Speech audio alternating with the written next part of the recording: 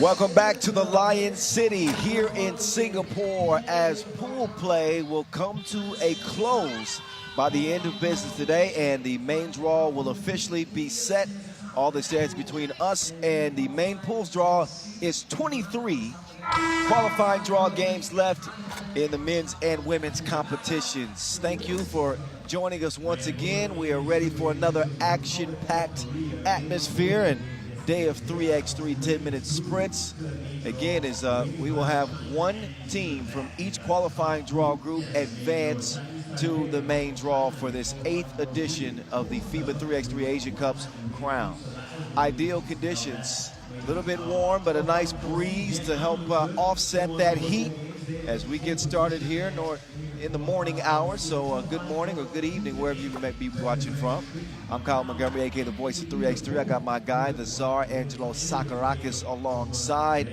We got to show you how the teams are currently standing in this log jam of a qualifying draw pool phase. There's a lot of critical games in front of us today.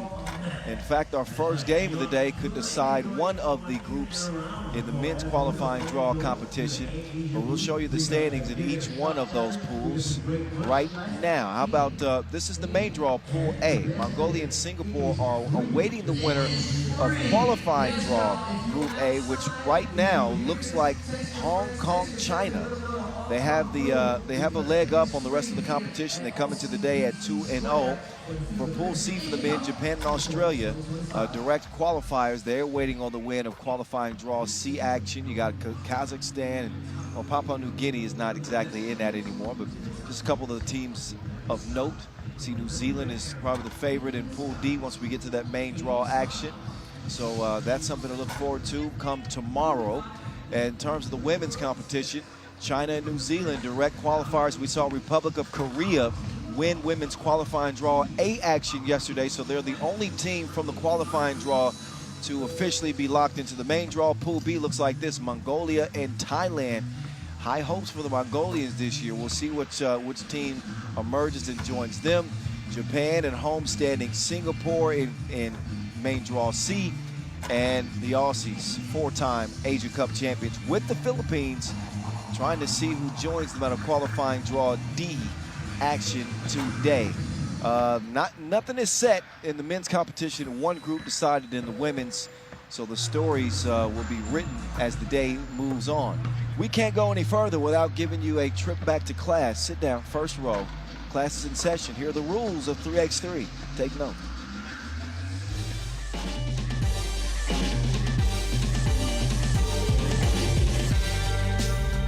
Yo, what's good? My name is Kyle Montgomery, aka the voice of 3x3. And if for some reason you still don't know the rules of 3x3, it is time to tap in. Class is officially in session. So on our half court, you've got 2 teams of 3 players with 1 additional substitute on the bench. Yo, what's up, sub? Can I check in?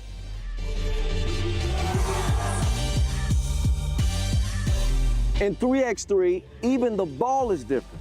This is the official Wilson right here. Trust me, it's groovy, baby. This game is pedal to the metal. 10-minute game clocks, just 12-second shot clocks, and a 1st to 21 scoring format for the win. If a team doesn't score 21 points, all they have to do is outscore their opponent within 10 minutes. And you know we keep it street. In this game, we score by 1s and 2s. Anything inside the arc is worth 1. Anything outside of the arc is worth 2. Still got it. And this game is all gas, no brakes. Literally, after the opening check ball, play is continuous. Make or miss, offense turns to defense, just like that. This 10-minute sprint is just getting started. We'll see you at the top.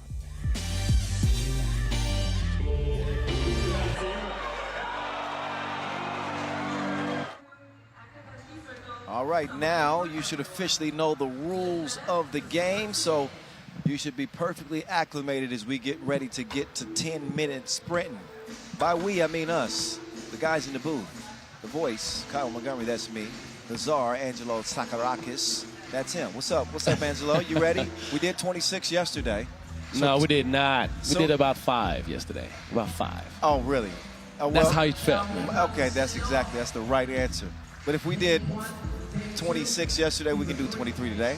I think so. All right. And the games, every game today has implications on the main draw, so you know, the action continues to heat up here in Singapore, ladies and gentlemen. Here's men's qualifying draw pool A standings. I mentioned Hong Kong, and there they are. They have outperformed the rest of the competition. This group is just loaded anyway. 5 teams in this men's group, total of 17 teams gunning for 4 slots in the men's competition. So this story could be decided. First game of the day. If Hong Kong are able to top Malaysia, they are locked in to men's main draw pool A.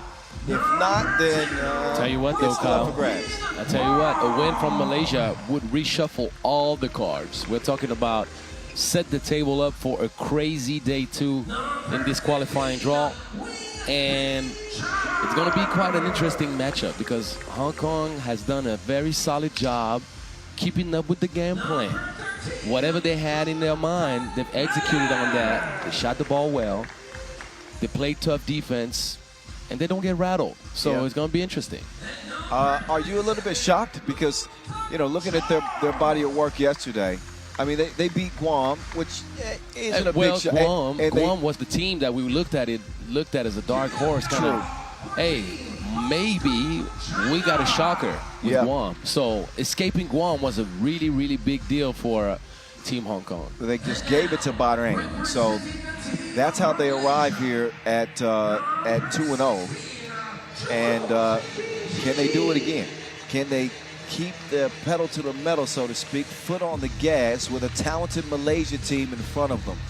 Although Malaysia did have their struggles, they lost to Bahrain. I think they let their guards down a little bit against that Bahrain team and lost that game by 1 point. Later in the day, they were able to bounce back with a 2-point win over Indonesia to pull within a 1-1 record. So again, like Angelo said, if Malaysia are able to get a win here, then obviously they would move to 2-1, and that would drop Hong Kong to 2-1. We could be very well looking at a 3-way tie scenario in the group and have to go to our calculators and decide who comes out by total points scored. So again, nothing is etched in stone as we approach day 2 outside of the Republic of Korea in women's pool A yesterday. That's the only thing. We got a lot of action in front of us. Angelo has been ready. I think Angelo got here this morning at 6:45. You're about 2 minutes off, but yeah. Okay, 6:43. I made a mistake. He's been here like waiting for this day's action to begin. I was shooting around, man, getting a feel for it. Putting in the OT, man. I'm not mad at it. Hey, the player never really dies. But, you know, I love the structure of the tournament that day 1 is always exciting, right? Because, you know, it's the Asia Cup. We're back in Singapore. You know, that energy and enthusiasm kind of carries you through the day, even though it is a long day. Day 2, it's exciting because now the main draw is going to be set. So all the games, the implications, they're all meaningful. So each game, the intensity ratchets up. And then day 3, it's the first day of the main draw. So that's almost like the first day of the competition all over again. You're right. And you got the best teams. Day 4, now settle the scores. You settle the scores, and we're getting set for the elimination round. So day 4 is much like day 2. You can never go wrong. Every day brings its shares of surprises, of highlights, of storytelling. So it's quite fun.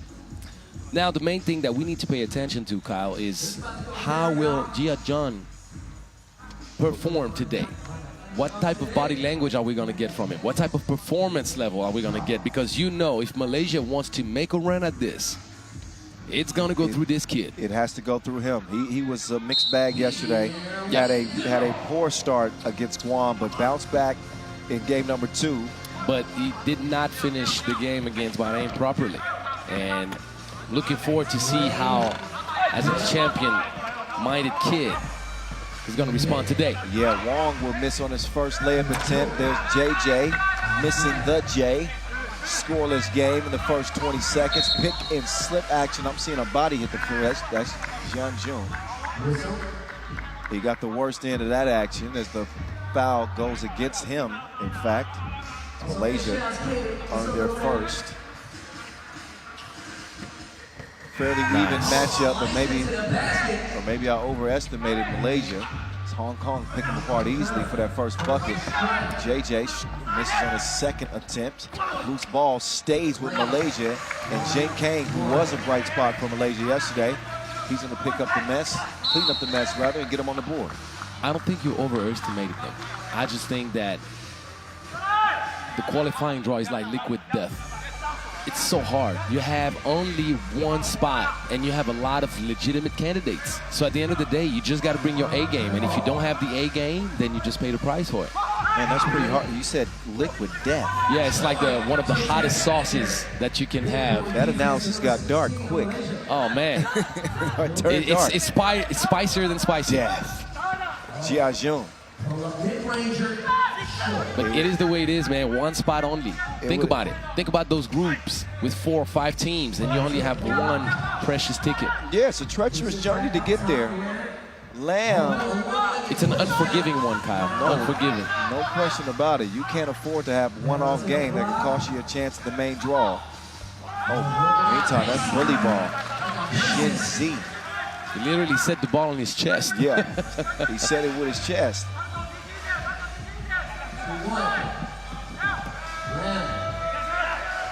Lamb getting out of trouble, but Soy couldn't get it up in time. That's a shot clock violation. And a warning for White. Apparently they're complaining, and official Vanessa Devlin is not hearing it. She's having none of it. I heard that Australian accent. She said, enough. I think she even threw a mate in there. Enough, mate. Enough, mate. 2-1 in the state. Whistle down low on the baseline. Malaysia picked up now 3 fouls here in the first nearly 2 minutes. So by the 6-minute mark, they'll be knocking on the door of the penalty situation if they don't change this momentum. Chan takes the package, delivers underneath. Slight work. Jian Jun gives it up. Kane, oh, just a half second too late on that entry pass. It's broken up instead. Chan drops it off Wong. Up fake. Wong is a problem. Pivot foot spin move, draws the foul. He'll shoot 1 free throw.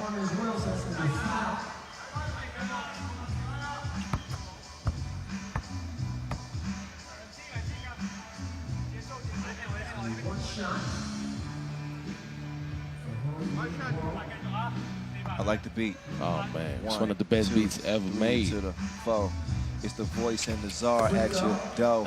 We about to go. We about to flow. Whoa. All right, if you didn't have enough, we got some more. Oh, see, we starting off on the right foot today. Let's get it. Oh, they could not keep up with Jian Jun.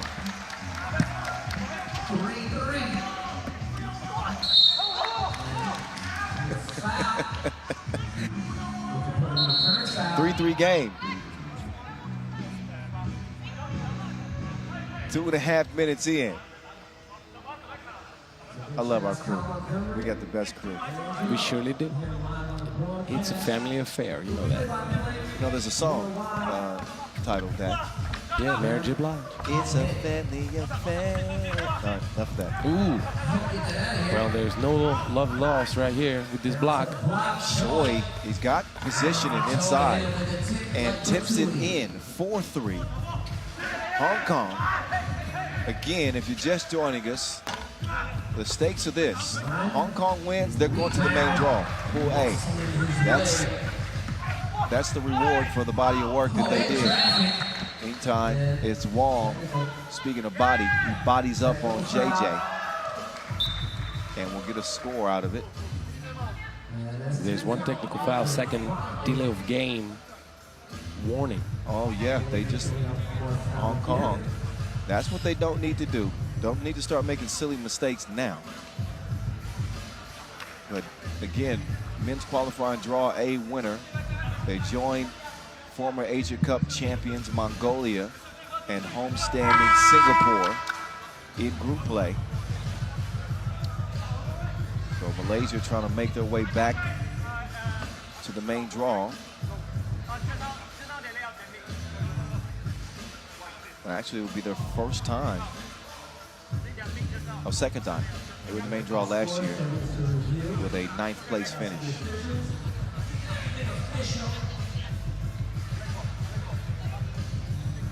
Yeah, it was one of the main teams that we were very hopeful of a quarterfinal berth. It just came up short. And Jeonjun not having the best tournament he could. Let me tell you that. But it always happens that way. We spoke very highly of him going into yesterday because of what we saw last year. Yeah. So it was justifiable to pray, oh, get that mess out of here. Soy interrupted my sentence and interrupted his shot. But Malaysia is still back in this. That's the matchup they want. Soy to Lamb with a fender bender on his drive to the rim. And he will shoot one as we head into our first media timeout. Another look at the defense, a little bit slow getting there. Yeah, it's not a big contact, but you're still out of position. So, but no need to complain about the call. He's going to get the free throw first. I thought that we would go the first dead ball after 7 minutes, wasn't it? Was it right or wrong? Did they already have the break? Did I miss it? Yep. Just had the first TV timeout. That's why I knew that. I was seeing if you were sharp. 6.5 to play.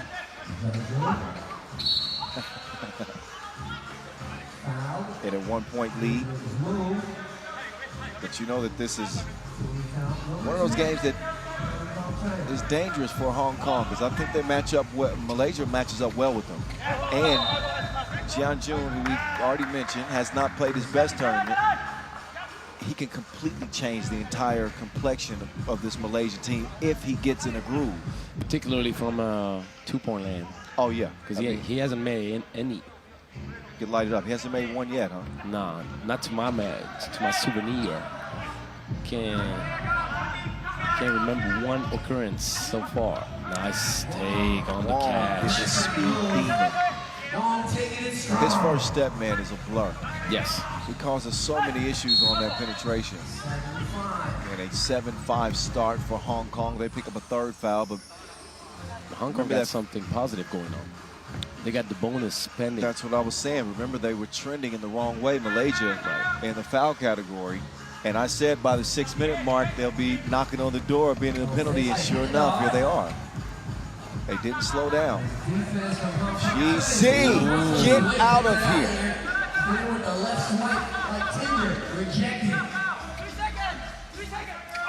Chen going to the drop step game, not happening. Oh. Shane Kong could not hold on to it. So Jin Si, he will check in.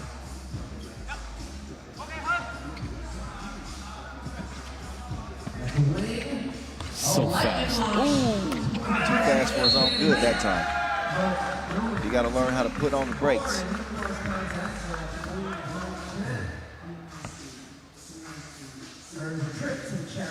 I got to shout out my best friend back in LA, Tyromeo Austin. Ty is up late.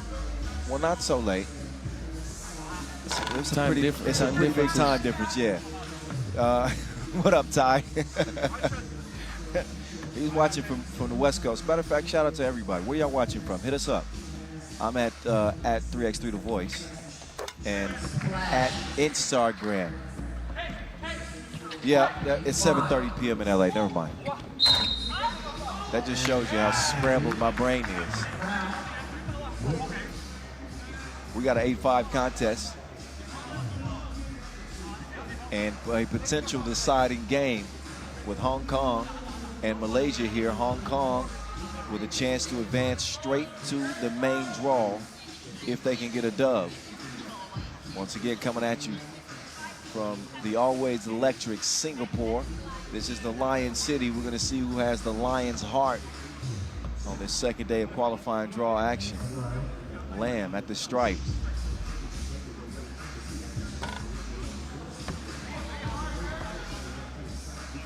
.85 on the scoreboard. Ball up top, Hong Kong. Malaysia in the penalty, so that's not going to bode well for them the rest of the way. They are defensively handicapped with any foul, obviously putting Hong Kong on the line to shoot two.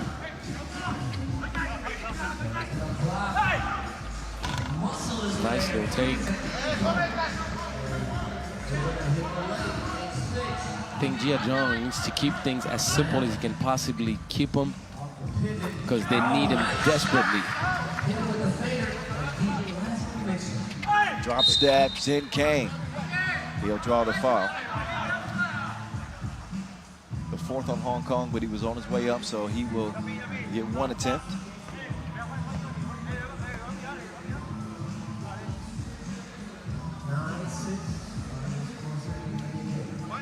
And the critical point, I think, in the game for Malaysia as we reach the midway point here. We're going to see if they can change their approach. So much about being successful in 3x3 is being able to adjust. You got to make that. You got to make that. You got to make that. But being able to adjust to the circumstances mid-game. So you got foul happy early. Can you play clean defense? Can you still apply pressure offensively and manage to stay in the game? Because this is where typically a seasoned team, Hong Kong can really put you in a hole. That 3-point gap can turn into a 7-point gap simply by driving, drawing some more fouls, getting to the rim, and get to the free throw line. Correct.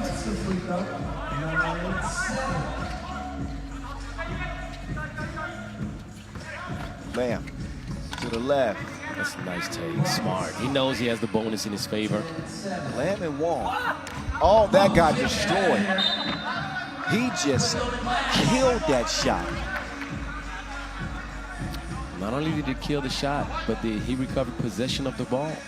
So this is turning to be quite ugly for Malaysia now, because they got nothing going on. There's no brightness offensively. And the onslaught is going to continue. Soy drops it off, Lamb right back. Soy gets reset. 8 seconds. Good patience, I think, from Hong Kong. They never forced the action offensively. And you got double trouble in that guard position. Long and Lamb have both shown an ability to be able to really break down the defense simply off the dribble. Penetration, scoring at the rim if you don't step up, finding an open teammate if you do.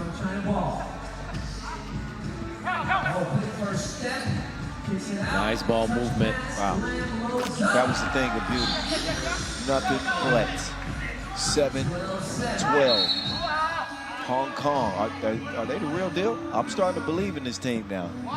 I'll tell you what, though, one thing that is missing for Malaysia is the outside shooting touch. They go and bang close to the cup. That gets them closer to shooting free throws now. But as you say, and you mention it so well every day, the great equalizer, or the 2-point shot, or the great separator. Jane Kang, he won't get it. Jin T will.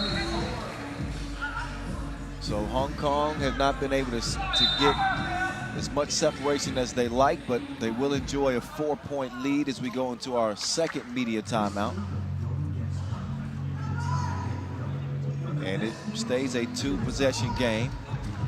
And for Hong Kong, they can no longer foul without putting Malaysia on the free throw line as well. So now that particular scoreboard is pretty much even, with neither team having the luxury of being able to foul without free throws being the result. Malaysia closer to double bonus, though. Yeah, I mean, that'll factor in. It'll really factor in if they pick up another defensive foul. Lamb. Good defense this time, Jian Zhang. Shinzi. Hey, he's been battling in the post in this one. It's the game of the last hopes for Malaysia, Kyle. Nice body work.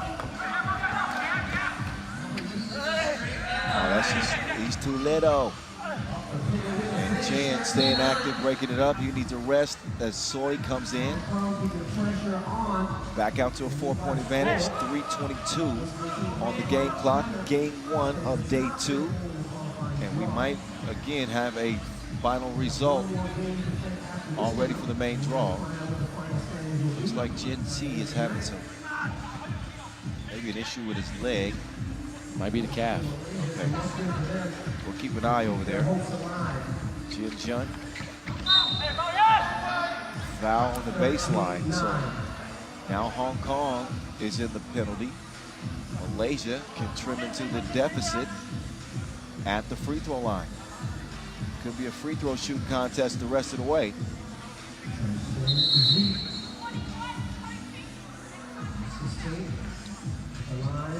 So apparently Hong Kong get a warning for taunting. Coaching. Oh, for coaching.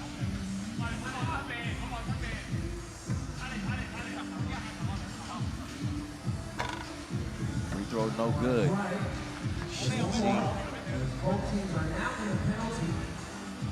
Missed free throws, missed layups, missed box outs. That will set you up for failure for sure, every game. Got to find a way to capitalize here. If you're Malaysia, this game is not out of reach. 0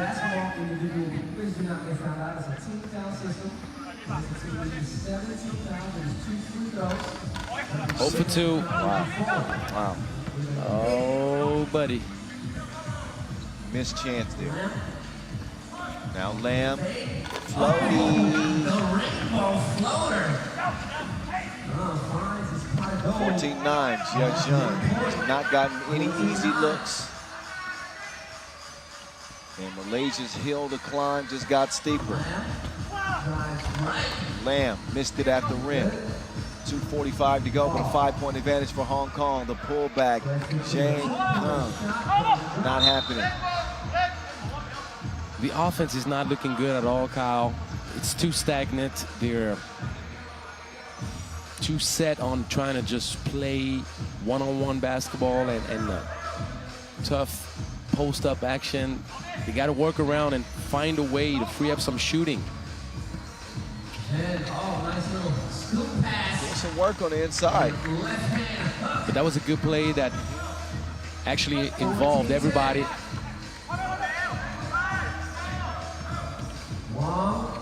Wong just plays the game at a different speed. He misses the shorty. They want to get it underneath for Gen T. That's good. They know John cannot foul. That's exactly what they should do. Quickly get it down low, and Hong Kong are perfectly fine trading buckets at this stage in the game with a 4-point lead. And Jia John looks cooked, tired. Oh yeah, struggling. Hands on his knees, yeah. Struggling to get open, struggling to get anything going offensively. And that hurts Malaysia for sure. They've had some solid post play. Malaysia requested the timeout. So you're saying they might be in trouble, huh? Well, I think we're beyond might. I think they are. And time is running out. They're still within striking distance. Obviously, we've seen so many scenarios in 3x3 where we've seen one decision, one lucky shot. Well, we changed the whole complexion of the game, but at this moment, you just look at the dynamic of both teams and you're thinking, well, I'll play devil's advocate, and I'll say, Angelo, let me remind you, it's a 2-possession game right now, right? It is. But I know what you mean. Like it's just you see the struggle. Hong Kong is much more serene. You're not seeing any signs of life from their best scorer, which is Yan Jun, here late, and a shot clock violation. That certainly will not help the efforts of Malaysia. Minute 51, Hong Kong can almost taste the main draw now. They just got to handle their business in the final 2 bucks. Ooh, he did not clear. Come on, kids. You got to pay attention to that. Another miscue. You got to pay attention to that. Like another potential bucket off the board. Definitely not clear. No way. So to have it cleared, you got to step beyond the two-point arc completely with one foot and lift the other, elevate the other off the ground before you can continue play. So that is why that Malaysian bucket was wiped off the board. 15-11, it'll stay long. Oh, crashes into Jun. No whistle. Let them play. Didn't count. Has it stolen away. Too much dribbling. Hong Kong is patient. That would be the backbreaker. Oh, yes, it is the backbreaker. Yes, it is. We can start reading the obituary now. They were a good team. They loved a lot. They played hard. But this is where their journey will come to an end. And that is that.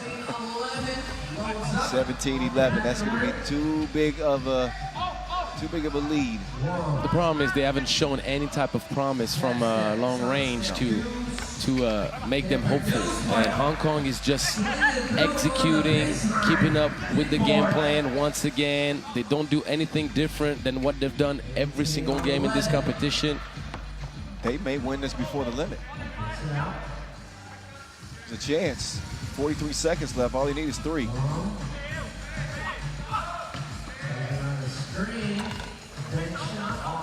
It's not gonna happen, unfortunately for them, but they don't even need that. Well, now it's just target practice time, Malaysia.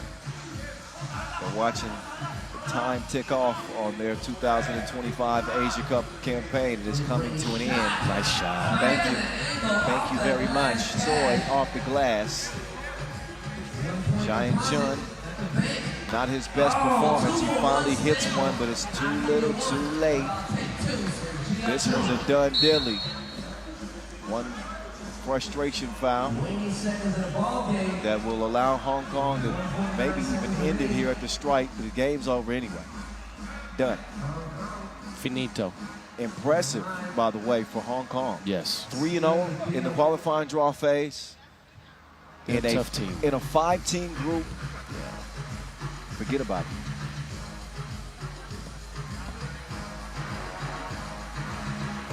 So I do believe we'll have more.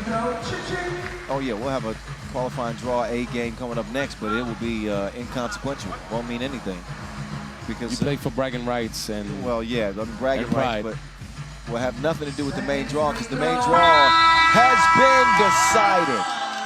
Hong Kong put the foot on the gas and they lead the competition in the dust. 3-0 in the qualifying draw as they top Malaysia relatively easily here in Singapore. We will see them in main draw Pool A.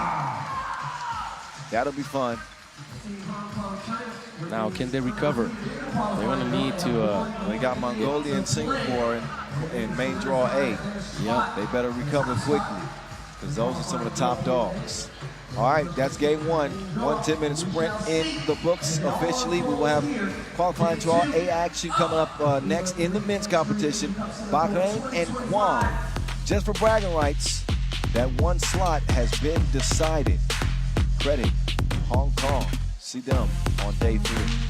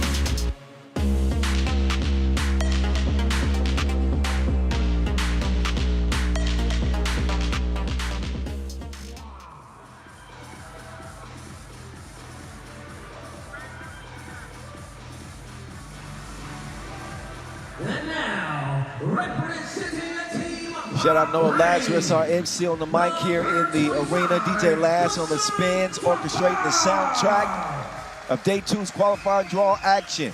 The voice of 3x3, Kyle Montgomery, back in your ear with the czar, Angelo Sakarakis. We got Bahrain and we got Guam.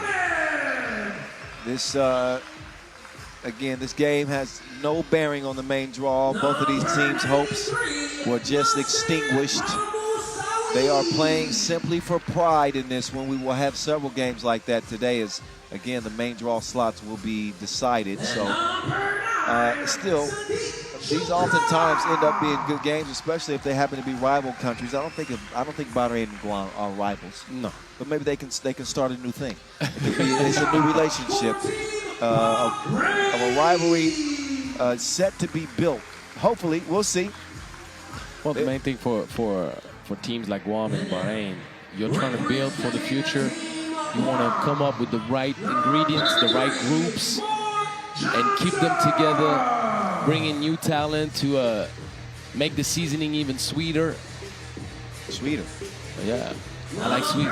Sweeten up the pot, I see. I like sweet, man. I'm a sweet tooth. Did you have breakfast this morning? I did. I'm having questions about your palate at the moment. Oh, you don't like sweet? You're a salty guy? No, I don't start the morning off with sweet. The only thing is a little sugar in my coffee. That's it. Well, I always like to finish with a little sweet touch. always, man. Get a little croissant, get some chocolate. This Guam team got off to a sweet start yesterday, that's for sure. Yeah. And they showed us a lot in that opening win over Indonesia. But the train came up the tracks against Hong Kong. They lost that game by 4. They come into this one 1-1. Had Malaysia won, then this would have been a huge game for Guam to potentially sneak into the main draw. But that was shoulda, coulda, woulda. Those chances are now again done. So they come out, and honestly, they don't look dejected to me, but they do look like the wind was just let out of their sails. You know, it's like, oh. Yeah. Our hopes have been dashed. I do like the potential of what they're building here. I do too. I think if Guam keep this core together in future Asia Cups next year, you know, maybe we see them make a main draw. They got that kind of talent. I think Bahrain is still building a bit more. They got a little bit longer of a road to go before they could be considered a main draw team with this board that they have. No shade, just keeping the buck. Something to take in consideration, Kyle. What's that? You're also thinking about, hey, maybe what do we need to do to avoid the qualifying draw next year? Huh? Well, yeah, to become a direct qualifier. Get it? Yeah. Because a team like Guam directly qualify if they get involved with the Pro Tour and bring more points to the federation. Yeah, that's facts. Those teams in the qualifying draw would have a great merit to try to avoid that kind of competition, especially for the best teams, the ones that are legitimate candidates, legitimate contenders, but knowing the air is too rare in the qualifying draw. You have so many teams involved for so few spots. Down low, jump hook is a no-go. Quick clear as Borja will go to work, the big fella. He will draw the foul. He's big and he's skilled. Was impressed with his footwork yesterday. His post-move game is just tough. And he even can extend that floor for you if you give him a look from long range and prove the ability to be able to knock it down. He's going to get the ball right at the start of the possession. They're going to feed the big man. His stomach is rumbling. And he's stumbling and fumbling his way to the cup. That's a bucket. That's a two-piece. Spit out. Borja going back to work. He's going to do some body work. You're going to get these dents. He didn't get a bucket, though. He got it back for a moment. Back to him. He goes to the left. I'd like to see him use the right on that, over that shoulder. He gets the bucket anyway. Sakazaki. That's Angelo's favorite last name of the tournament. One of them for sure. Am I still right on that? Sakazaki. Sakazaki. It just rolls off the tongue. It does. It's amazing. I love it. I like it too. Aiken.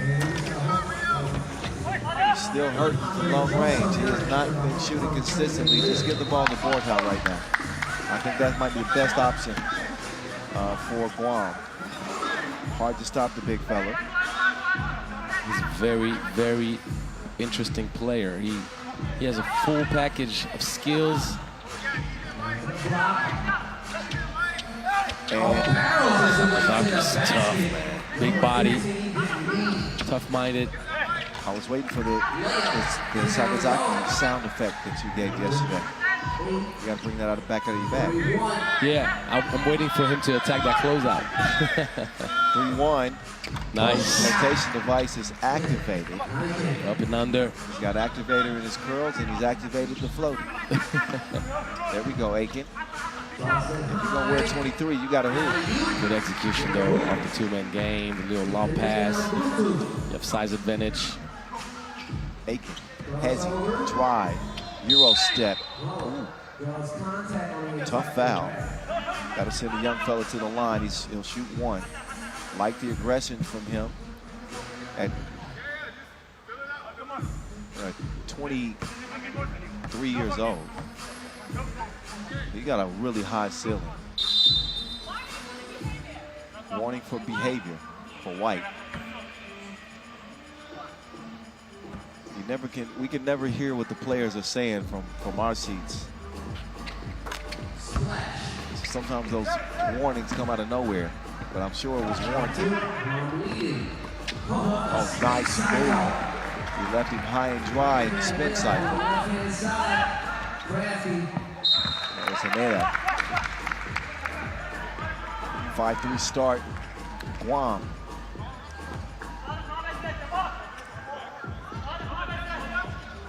12-second shot clocks, 10-minute games in this sport you love by now, right? Right? Correct. I was talking to the people at home. I didn't hear y'all. You got to say it louder. This is 3x3, Singapore, Asia Cup. 5 days of action. Just getting into day 2 once the main draw kicks off tomorrow. Buckle up y'all seatbelts. It's going to get real. Nice hustle, denying the pass. Ooh, yes. Oh, that's it. Sharon is caring. A lot of love on this Bahrain team as they pull within one. Reach around foul call. You know who's been intriguing to watch? Who's that? It's Al-Musawi. Al-Musawi. He's long, he's quite thin. Like, he has a thin frame, but he's a lefty. He has good sense of the game. Yeah. The passing skills. He can shoot it. He was a big factor in Bahrain earning its first win in the competition yesterday, you know? Yeah, Al-Musawi with the drive and the kick leads to the open deuce, but the stroke was broke. Fahad will give it up this time. Mohammed to the crib. He will draw the whistle and shoot one as we head into our first media timeout. I'm checking my messages now. I just got a side number. My best bud, Ty Romeo, that I shouted out earlier. He didn't hear the shout out, and he said if I didn't shout him out again, that he would attack me. I used to take his lunch money sometimes in college, and this is his way of trying to pay me back. And he's a different guy, man. But he used to try to play basketball, but he was, I think he's like 4'6" or something. So big, like a football running back. Yeah, he's like, they call it fun size. You know, the mini Snickers. He's one, like Kevin Hart size. So we usually just use the top of his head as an armrest. You know you'll pay for all of that, right? You know that, right? There's a shout out. That's all you get. 15 seconds, and now we're back to action. You're welcome, Ty. 5-4. As the free throw is stroked smoothly. Borja down in the post office. He cannot deliver the mail. Kicked out beyond the 2-point arc. Ooh, nearly a travel on Al-Musawi. Got away with one. Shukata will move right. He chunks the deuces 2 to the chin. How that takes? He's getting more and more comfortable. More and more. Big man with the spin move, couldn't hold on to it, but they are looking more comfortable in the offense. Yeah, and Hassan has been doing a good job bringing up the heat defensively as well. He's pressuring the ball really high, contesting everything.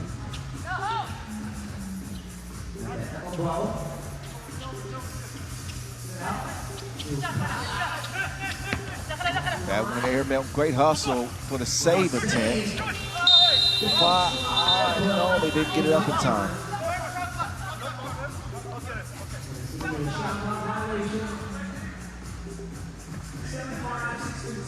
For 0.2 of a second, could have been a foul. It ends up being a shot clock violation. Ooh, Aiken. Bacon. He ain't won that, not Bacon yet. That's his first two making. He's going with the Hadouken from a distance. Hadouken. That ought to build some confidence in the young fella. He's shaking his head at Borja on the bench. He says, I'm feeling it. We'll see. Fahad going to shake off that foul and step into the free throw line and make his attempt. 7-7 tie. Bahrain are in a more prickly foul situation with 5. Oh yeah, got Aiken off his feet. Draws the foul, going back up to the line. The third on Guam. They picked up 3 quick ones after playing some solid defense. Now it's Shukrada at the stripe. He's got one in front of him.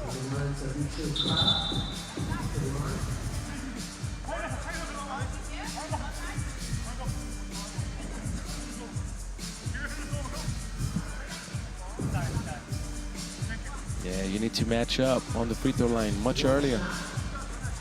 Free throws no good, so Aiken will fire again. Balance underneath. Does not amount to a score. That is easy work inside. Shukrada. Telling you, Al-Musawi plays on his own. Plays to his own pace, Kyle. He's like not rushing anything. He's always talking about, hey, come on, just settle down. Settle down, slow down. It's that leadership you need. Bahrain trying to expand the lead, or Guam trying to even things up, rather. Sagazaki at the strike. Johnson's been quiet in this one. He was a terror yesterday. I think he doesn't have a bucket in this one for Guam. No, he hasn't scored yet. Well, the motivation is different when you're playing for a spot in the main draw, and obviously seeing the hopes dashed after game 1. But you know what I'll say to that? What's that? How you do anything is how you do everything. Oh, I like that. I like that. I like that the most. He took him to spin class. You're going to learn today. Whether you want to or not. Al-Musawi trying to get his get back. Al-Musawi with the step back. Yo, he missed it right. Borja. Didn't clear. It didn't clear. But now did. Aiken lines one up. Just a little strong. High rebound. He's doing his thing. He is. Yeah. So aggressive. Borja, he's got the green light, not a green release. This ain't 2K. Oh, Aiken. Aiken getting shifty with it. Aiken going to the midi. No, sir. Doing a little too much, and you get the fast break. Fahad, patient. Yeah. Now Aiken will find the bottom of the net again. That's his second deuce of the game. He's got 40% of Guam's scoring. Can he D up? Holds off the score that time. Borja gives it up to Sakazaki. Sakazaki. 3 seconds back to the basket. You care to explain that rule? I surely will, even though I think it's quite a quick call on this specific one, but yeah. The moment you trigger a one-on-one action with your back to the basket, there is a 3-second call that starts, because we accept bully ball in 3x3, but we don't want the excessive bully ball, which is kind of like, okay, I'll post you up for 10 minutes. We don't want that, but... Well, the rule is installed to speed the game up, but the game's already fast. But yeah, I like the rule. It forces whoever's in that offensive post position to make a decision quickly. You know, you got 3 seconds to pass or shoot or a violation.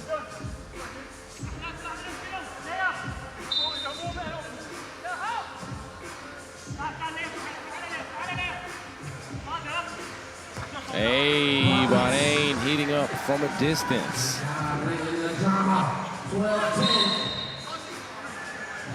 Goddamn. Doing a good job.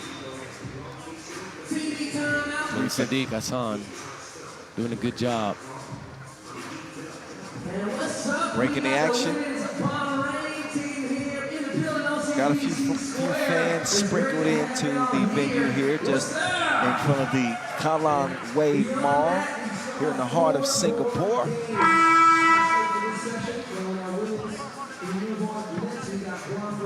Got some big matchups on the slate today in every group. Women's qualifying draw A action you won't see because that is already finished up. The qualifying draw D for the men, Turkmenistan picking up that big win to close the day yesterday. Johnson with his first point of the game, Kyle. Oh, actually, I'm sorry. It was Thailand that got that win against Turkmenistan. Right, correct. And all eyes will be on Thailand. See if they can secure a spot in the main draw. We got a 12-12 game right here in front of us. That's trouble. That is without a doubt. Official Shidong Chi with the travel violation on the baseline. She gave us some nice pins yesterday, didn't she? Yes. Thank you, Simple. Thank you very much. Johnson. First shot attempt, I believe, from him. It's a miss. Two-ball corner pocket. It's a Marsawi. I think they should let Musawi off the leash a little bit more. He had some bright spots yesterday. But I think he puts the leash on himself. Yeah? Yeah, like because he kind of disappears in the offense sometimes. I think it's part of his character. He's not a guy that is always hunting for buckets, but he is a very good all-around player. Yeah. He can do it all. He's always there to get you extra possessions on the offensive board. He has long arms, and he has a good sense for the ball. He can attack you off the drive, got the little mid-range fadeaway. Very interesting, but he gets more comfortable as every minute of each game go by. You can tell he's picking up on more things. All net, all wet from Tripala. 2 for $1. Sakazaki. There you go. Tripala. Ooh, that could be a difference maker right there if he makes that. And missing layups. Some don't add up. 3:02 on the game clock. Big Borja is in.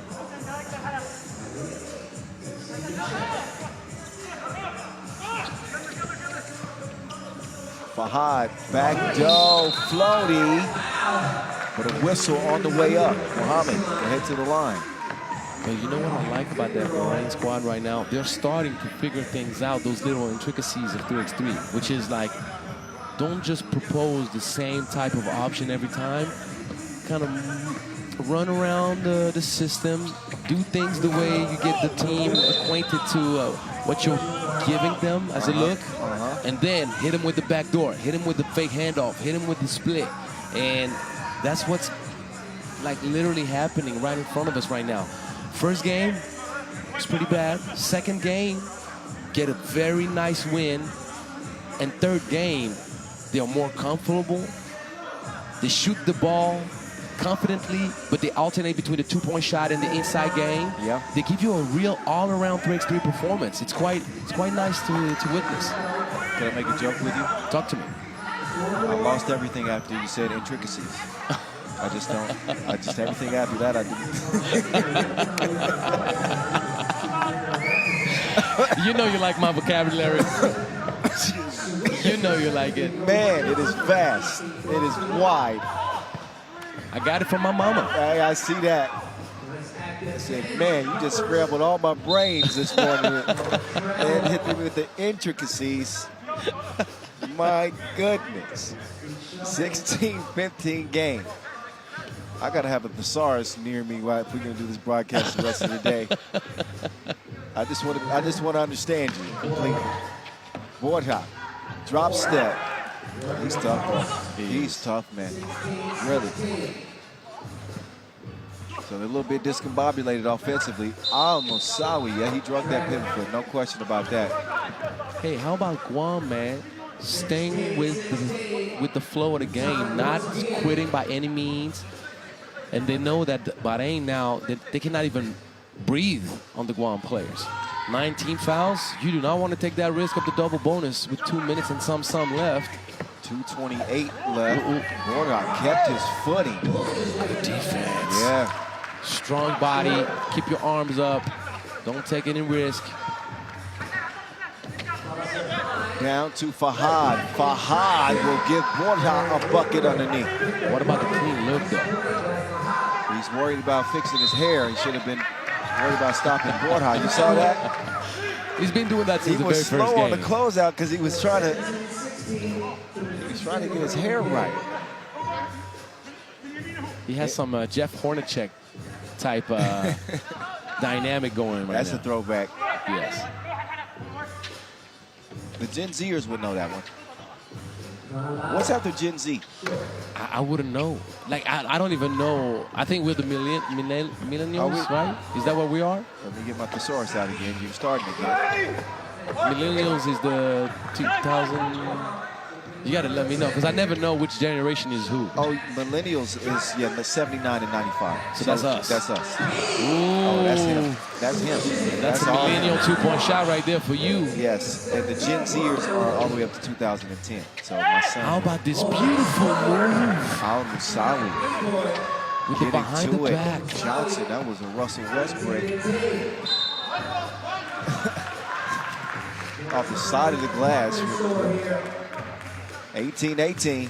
So you're talking about the Russell Westbrook to give he made that Guam famous. a Russell Westbrook.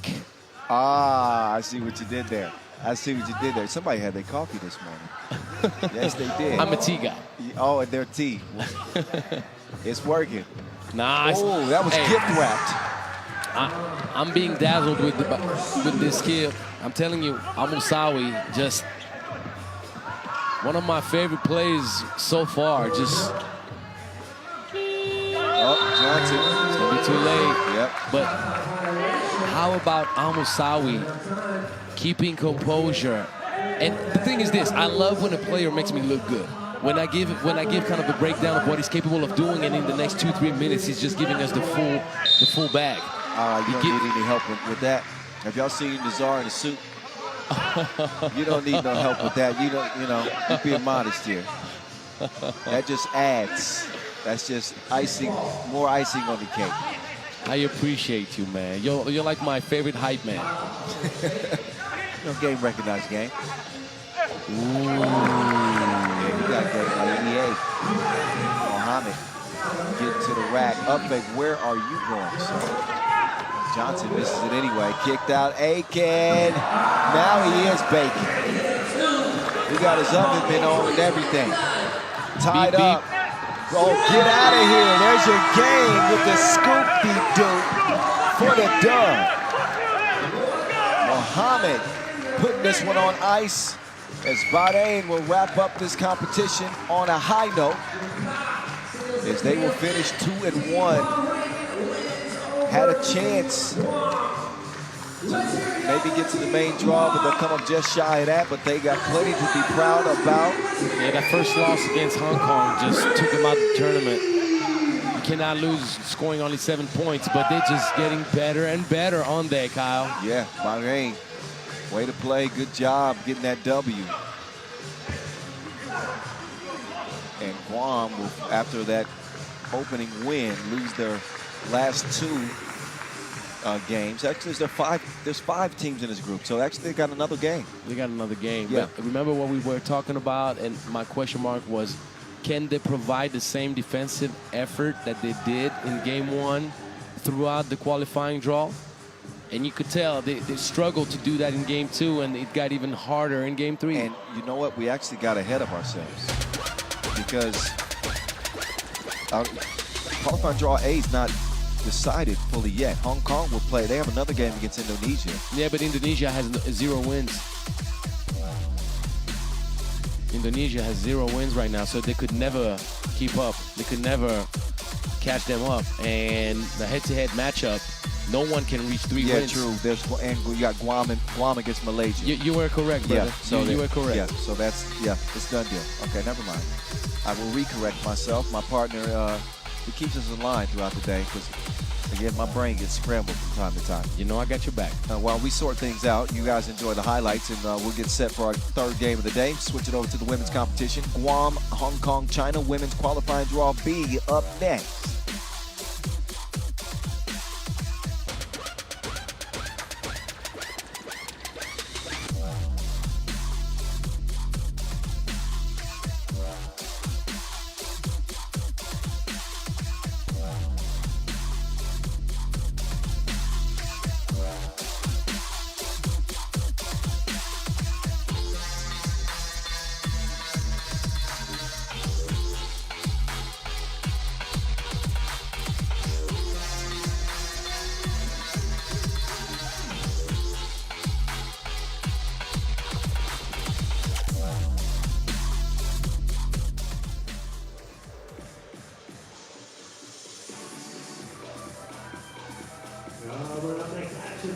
All right, you see the standings in front of you. Women's qualified draw B.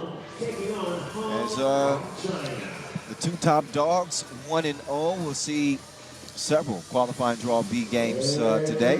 Back-to-back, in fact, Guam and Hong Kong first, and then Chinese Taipei in India.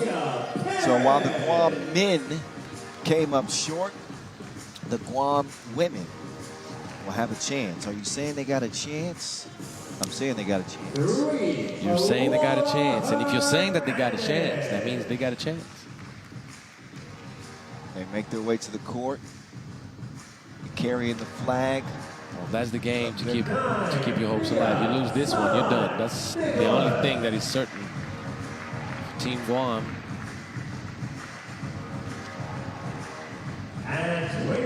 Expected to bring their very best.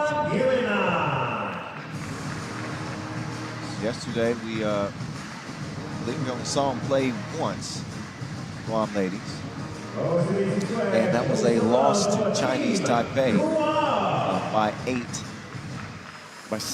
Guam by 7. 21-14, if I remember.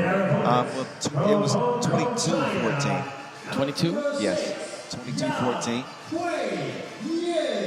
The official box score on the website.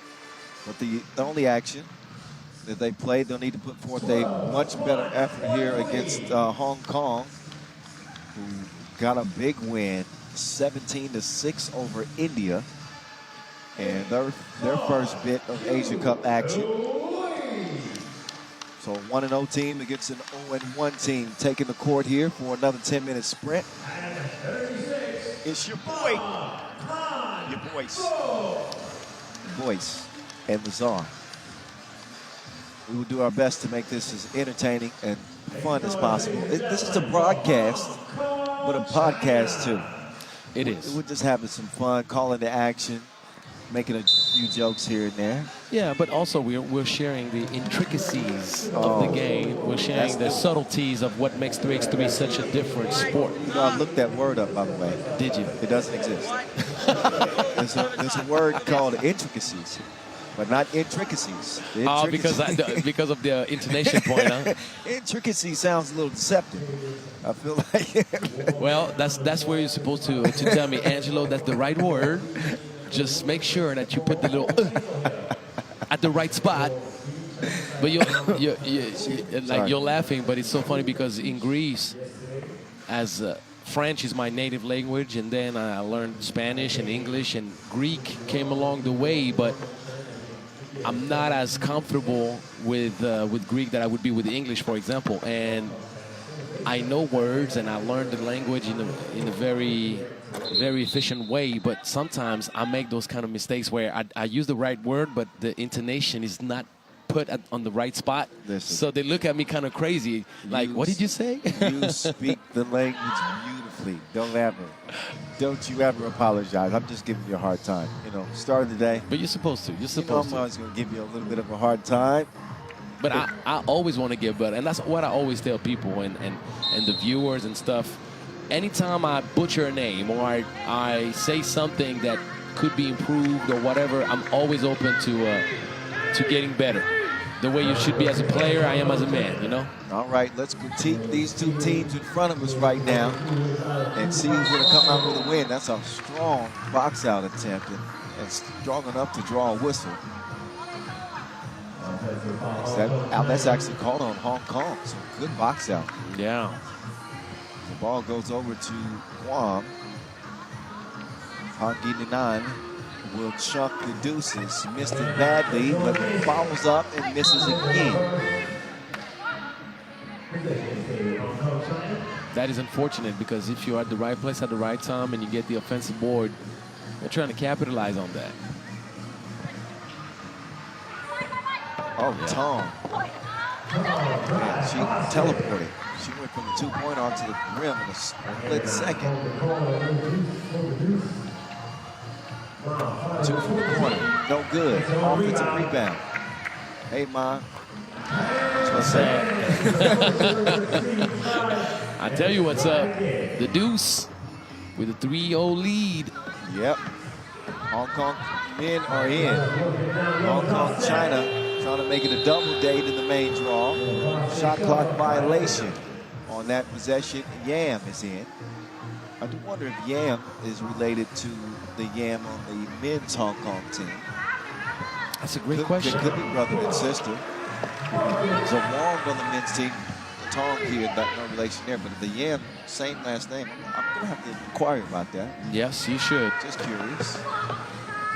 Because we got the Trong sisters in Vietnam. I like those family storylines. Those always are extra, like subplot. Meantime, Ma with the sweet outside touch early in the game, Kyle. She puts Hong Kong on the right tracks for sure. Yeah, Ma set the tone for Hong Kong at a 5-zip start. They are giving Guam the business right now. No LLC. See you later, in fact. As the drive just continues to make matters worse for Guam.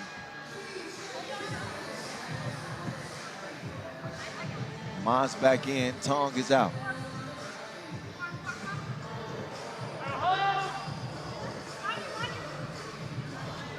Guam still looking to get on the board. That first bucket is just out of reach for them still because the Perez pass had too much heat on that thing.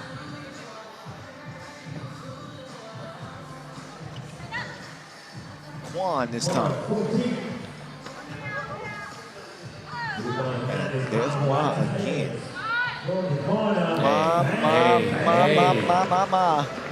She's cooking. If your mom telling you better be hunting like crazy. You have a good momentum, a good feeling for the NGO court out here, the angles, the lighting, everything. Just keep on shooting that thing. And she heard me too. Oh, yeah, okay, that's the heat check. Hey, you know that. Heat check. I'm not mad at that. Acting like I wouldn't take that shot myself. Of course I would. You take it and make it. You take it and make it. But I'd still keep feeding Ma. Does she have all 8 points? Oh, that's a good question. Not anymore? No, there's been a couple of layups. There's another one added. That one courtesy of number 12 in red, Hoi Pui Kwan. Yam is back in. Ma will get a rest. She has been a one-woman wrecking crew on this Hong Kong team, lead it 9-zip. Noah Lazarus is back in the building. Shout out to X3, the high. Thank you, Noah. What's he got for us today? Some high-fiber strawberry and yogurt. Bars. Oh my God! And some thank fresh you, sir. apples off the tree. Big thank you. So, you know, we're all on the same team. Entertainment crew. He's on the mic calling the games live in the venue. So if y'all hear somebody in the background, that's Norman. And the soundtrack is DJ Lance. Although he never gives us any treats, does he? No, but he doesn't have time. We got to rethink our friendships around here. Hernandez. Hey, I'll tell you what, man. Tough to make a man more loyal than DJ Lass. Oh, man. DJ Lass is one of a kind. One of the best, man. Got a heart of gold, and he's got magic in his fingertips. That is an unfortunate foul for Team Hong Kong, but at least you can tell they're competing. They're not taking this game against Guam for granted. They're looking at it as, look, you don't want to give confidence to anybody. 3x3 is such a mad sport where whatever is written on paper could kind of get you in a psychological mindset of, hey, maybe we're going to have an easy day. Don't ever make that mistake. There is no easy day. You got to respect everybody. Right now, Guam is having some issues. I don't think Olivia Pope can help. They need some reinforcements. They need some milk.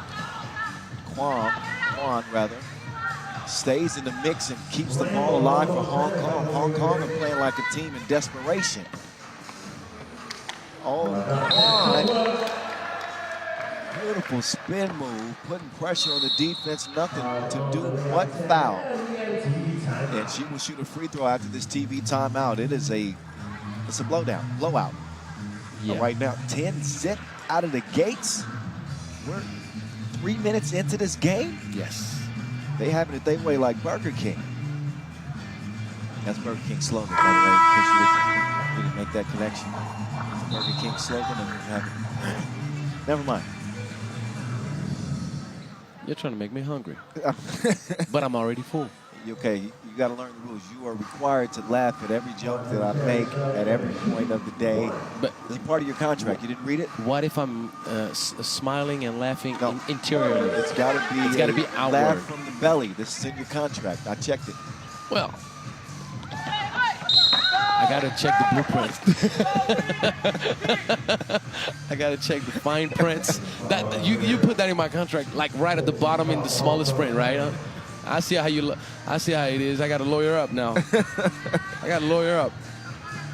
11. It's unconstitutional. Guam needs to lawyer up. They're being assaulted at the moment. That's a nice take. Finally, they get on the board. They have one. Hey. And now Hong Kong have two more. Yam with the delicious 2. 13-1. And that is going to be a reach-in foul. So Guam have to find, the resolve to continue fighting in this one. I know it doesn't look pretty right now. At 13-1, it does not look pretty, but momentum is a funny thing, right? Momentum's a funny thing. You turn a 12-point deficit into a 7-point deficit with a quick run. Yeah, it does change the complexion of the game, that's for sure. Misfire from long range. Nice hustles. Perez sprints to the sideline. Doesn't get there in time. She hustled to get that possession back, though.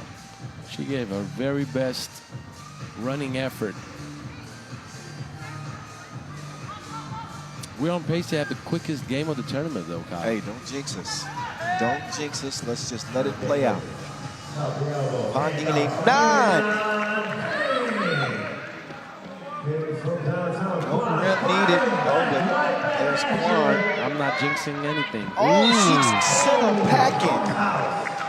What time does your flight leave? Did you put your toothbrush in there?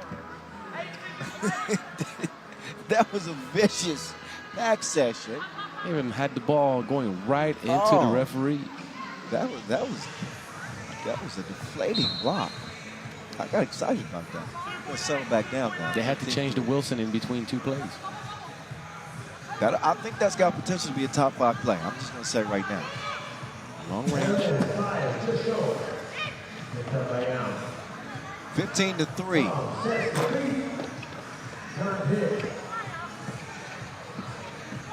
Oh, Perez ricocheting off of, I believe that's Tong.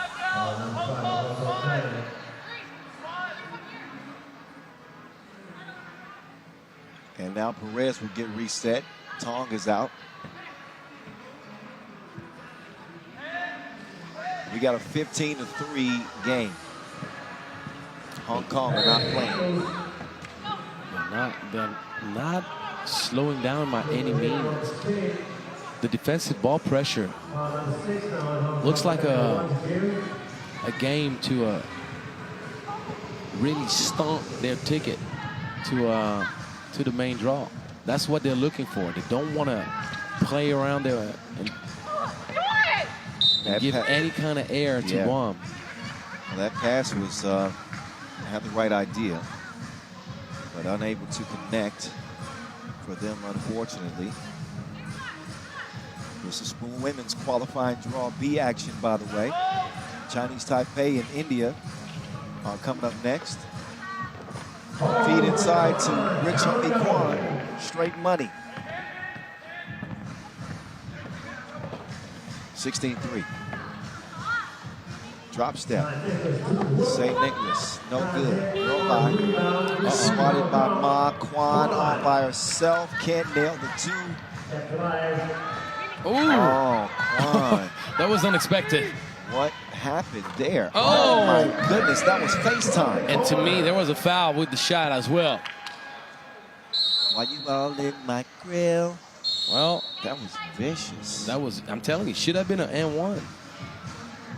I think I agree with you there. There would seem to be some contact. Anyway, no whistle.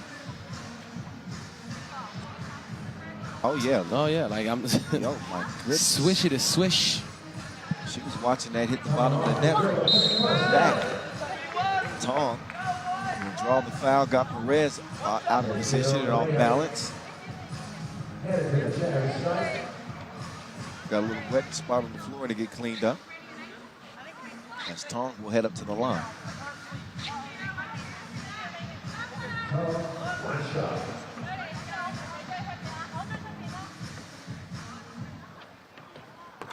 And she will knock it down. This game likely not to last the duration of the 10 minutes. Oh, Perez put her in the blender. Extra pass? Nope. St. Nicholas. Didn't have time for it either. Yeah, had to force it up. Yam gets it over to Ma. That time no good. The hustle, the extra effort. Inside, Ma got it stripped away by Perez. St. Nicholas not expecting that pass. Loose ball goes to Hernandez. She chunks the deuces. It's misfire. And Ma has missed her last couple of 2 attempts, but she got off to a blazing start in this one. And she was the catalyst to get this machine that Hong Kong seems to be up and running. 3:38 left as we head into our last media timeout. Just 4 points to go for Hong Kong to improve to 2-0 in this group.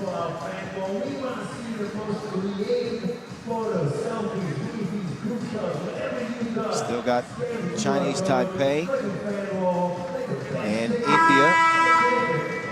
Chinese Taipei have just as good of a shot to advance to the main draw as both teams got to play each other. They got to play each other. That'll decide the group. Very likely. Of course, Chinese Taipei and India are next, so if India get a win there, then all of a sudden the group becomes more interesting. Perez, stop and go. You got to be quicker than that. Runs out of time. 3:31 on the game clock.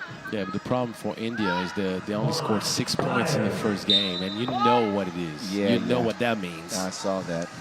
So yeah, even a win really would just really hurt Chinese Taipei more than anything. Yeah. And obviously India is going to play all the way till the end of the tournament with the most seriousness, but St. Nicholas travel. Guam giving their best effort, but they are outmatched in this one. And we've seen that from the very opening check ball. Ma has treated them like her children. She has taken everybody to school.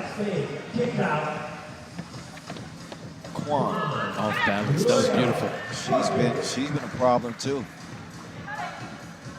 I was gonna say that Hong Kong have a 1-2 punch, but it's really a three-headed monster. Like, think about what Quan has done, what Tong has done, and what Ma has done.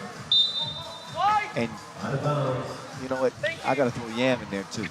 Oh, for sure. I mean, Yam is just as essential to Hong Kong's success. A fantastic four is more appropriate for Hong Kong. Full team effort. And they all play rugged defense. Very active hands. Yeah, look at that. Yam had the clamps on St. Nicholas. That forces a 3-second back to the basket violation. Hong Nan will get a rest for Guam, and the entire team will be resting very soon. If Hong Kong keep the scoring up, they need 3 more points to put this game to bed. That 2 goes begging. St. Nicholas, no. High for the rebound, charges towards the bucket, kicks it out. Hernandez, 2-ball on the way, and it's still flying. 18-5.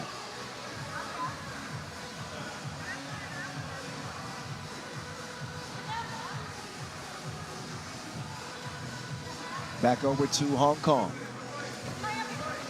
Entry pass, Yam.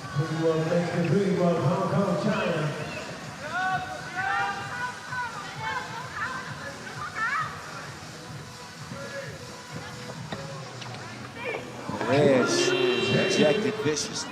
Access denied.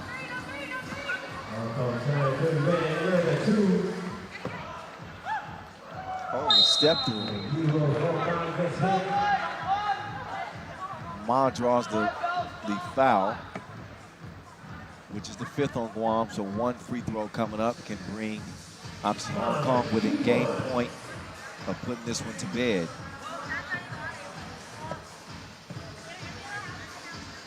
And that indeed is what she will do. 20-5. 15-point thrashing.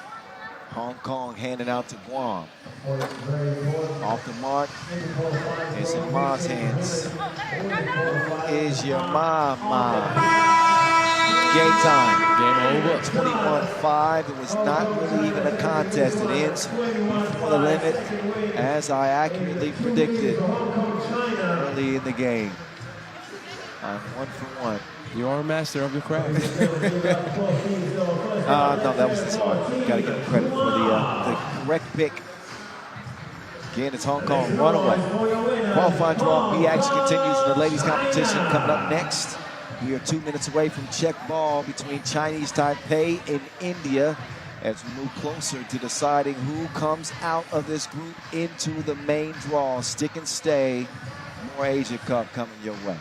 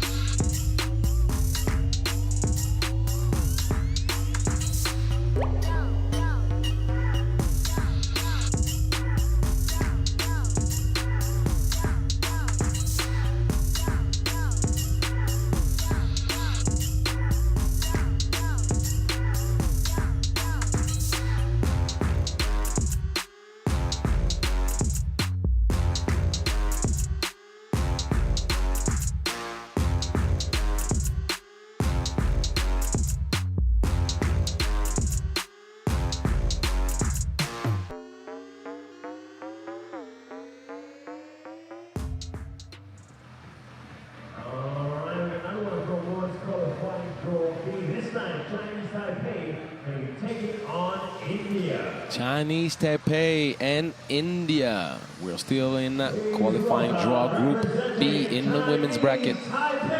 So for Chinese Taipei, when you see what Hong Kong has been doing, you want to make sure that you take care of business against India.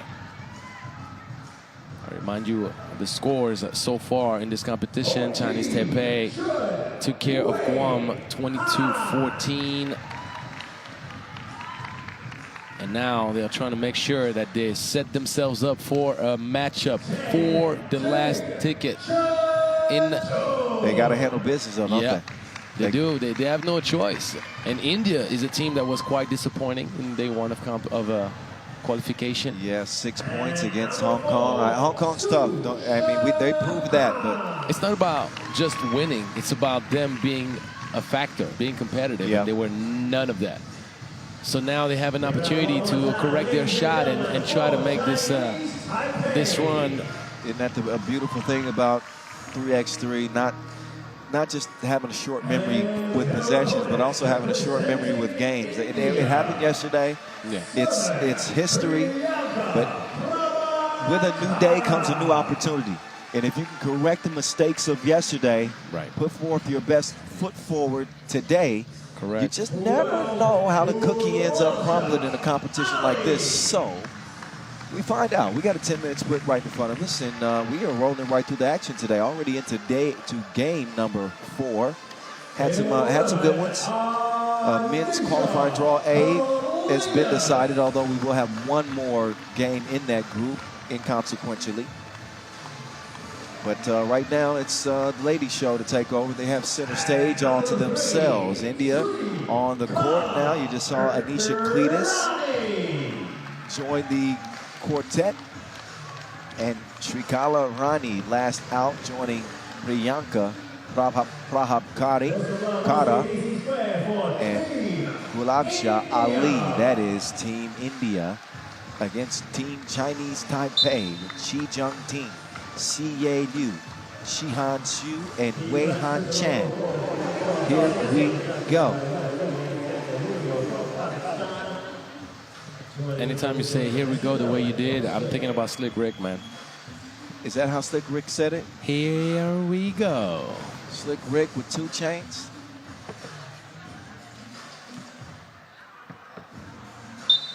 Oh, they got a 20-second warm-up period. We got to get back on schedule. So they got a couple jumpers up, a couple layup attempts, and now it's time to ball, y'all. After this one, we'll swing it back over to the men's competition. And we got a big one before the session break. Let me tell you that. Oh, India and Philippines. That'll be the one right before the session break. But before that one, we get Republic of Korea and Macau. That would be for bragging rights. Both teams are pretty much, well, actually, it's official. It's mathematical. They're done. They can't make it to the next round as they couldn't rack up a win in day one of a qualification draw. But the Philippines-India game. That's going to be tough. Yeah, that's one of the marquees. Here we go. Good defense inside by India as they try to turn the tides of their potential future here in Singapore. Miss on the first drive attempt. Here comes Xu. There she goes. Whistle off ball as that is against India. Xu will get back started, top of the key. Ready to rock and roll. She is a speedster. Quickly gets it over to Liu. Up top, waiting for the screen. Moves right, whips it underneath. It's broken up.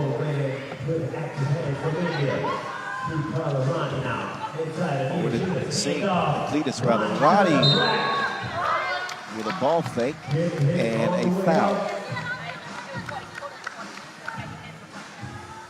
Got to put Ronnie on the line.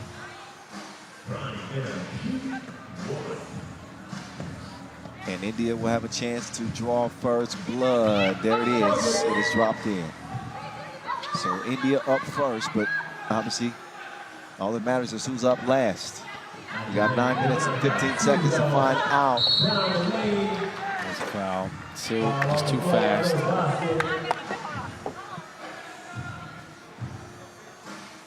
Yeah, she's a game breaker.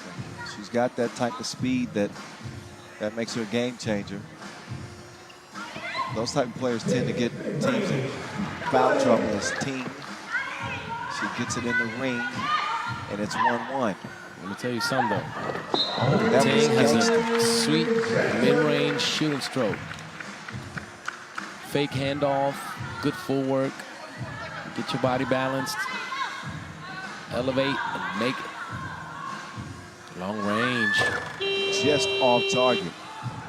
Lands in the hands of Chinese Taipei. 2-ball on the way. Payao. Remember yesterday, Kyle, Liu took a while to get her shooting going. She had a hard time figuring out the angles, everything. She was skewing to the left repetitively, and by the end of the game, she was just a flamethrower. Ronnie trying to get comfy out there. Cletus, two-piece, no good. Tracked down. Here comes Liu. Didn't really take her time on that release. Nah, she rushed. Yep. Did not take her time and missed everything. If you want to give it to Cletus, matched up with a much shorter defender, you gotta lob it. Gotta lob it up.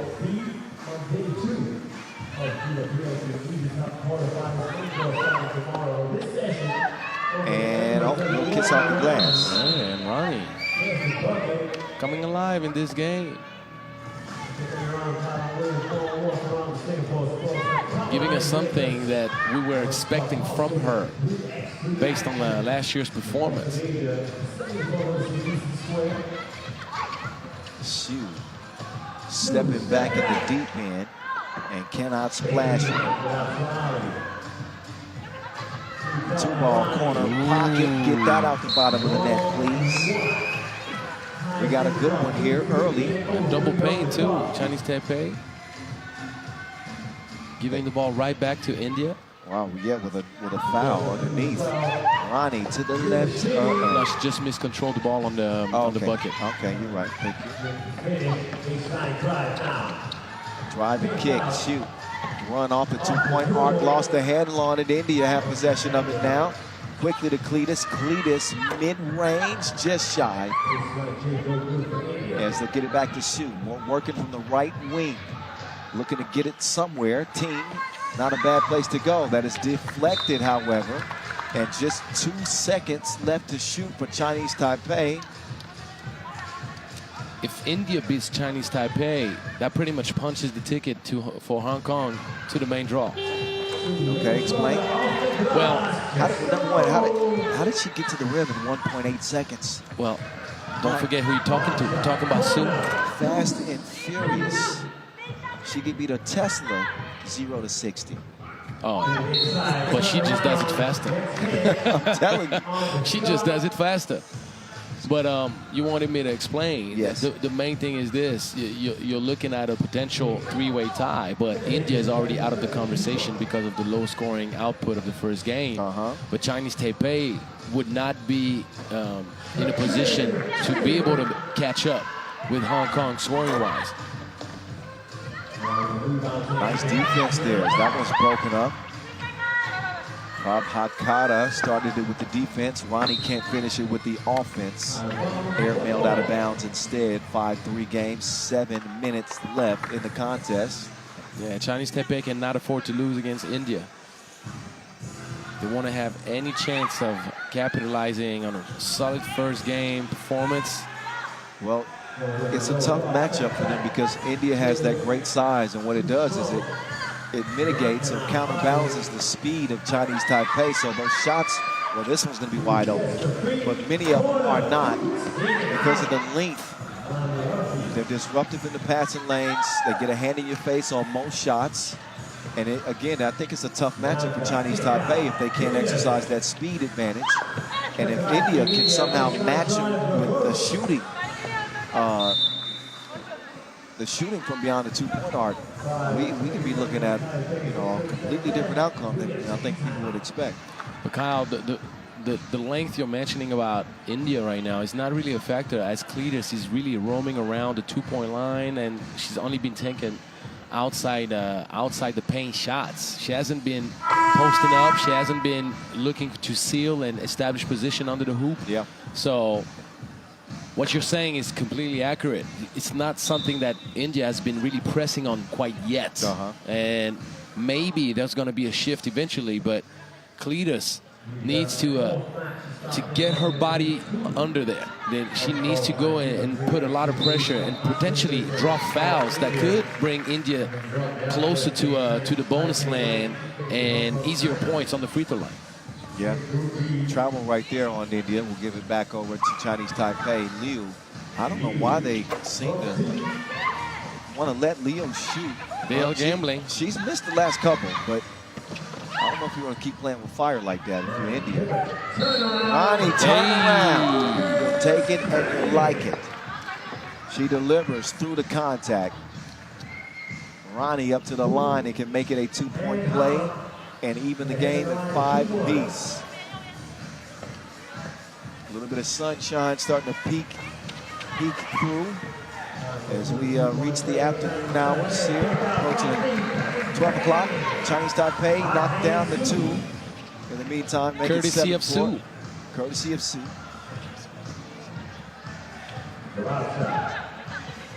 Ali. You see, Cletus is not even approaching the paint right now. What you talking about, Cletus? You're right. She's been, I mean, pretty active outside of the paint, setting ball screens at the top of the key, but I agree with you. I think she's more effective if you try to find her in the post. Well, I'd like to see Ronnie and Cletus execute more two-lady action. Maybe go with the handoff, set up a ball screen, have the switch potentially. Oh, Ronnie, let me see if you can run it. There you go. I knew you. That was perfect. Perfect. I was about to sing it myself. It's impossible. She's too fast. She's playing too good right now. Ooh, oh, it was clean defense all the way to the very last second. That's a whistle. This team is slow to get up. Is it the shoulder? No, she's going to be okay. Yeah. Hey, that's experience right there. You use up that little 20 seconds of extra rest. Yes. Sometimes that scratch turns into a gash. Or that, yeah. My eyes. You know. My knee. That pinch is all of a sudden a bruise on my arm. I can't move it. But the main thing you need to make sure is if the medical crew gets up and is willing to come on the court, you're like, no, I'm right. okay. But listen, that's how treacherous the 3x3 game is. Like, 10 seconds is a welcome rest. You get 10 seconds by just staying there a little longer, then you do it. Like 10 seconds is literally like a fresh glass of water in the desert. Oh, that up fade. Yes. Ronnie is playing with purpose today. Ronnie's hoop. And that's one of the main things. Remember how we talked about India before the start of the qualifying draw, and we're like, hey, India could be a factor in the group. And we were shocked after game 1. Oh, really? Bump fake. There's another jumper attempt from Cletus. She keeps proving you right. Su with the quickness to the counter. Missed. Lands right in the lap of Su. Liu now. Yep, she took there's a little hitch in her giddy up. A little bit too nonchalant, Kyle. She's catching the ball, and we've seen it too many times in this game. Hey, Ronnie. Okay, Ronnie. Okay, Ronnie. Okay, girl. We're going to see if they are going to find a way to stop Ronnie. Hey. Not. She just missed the grid. Yeah, she fell short energy-wise. It's like the gas tank ran on low right at the very end of the move.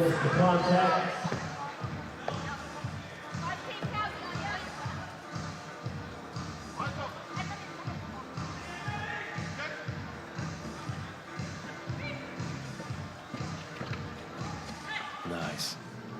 Team. Got to go up right away. Lost it. Cletus took a little shove in the back. That'll be off of Chinese Taipei anyway, so India will have it.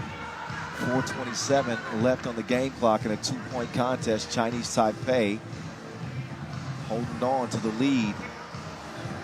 But a relentless India team continue their attack with Ronnie leading the charge. Ronnie to the left, to the left. Man, she's on a mission, isn't she?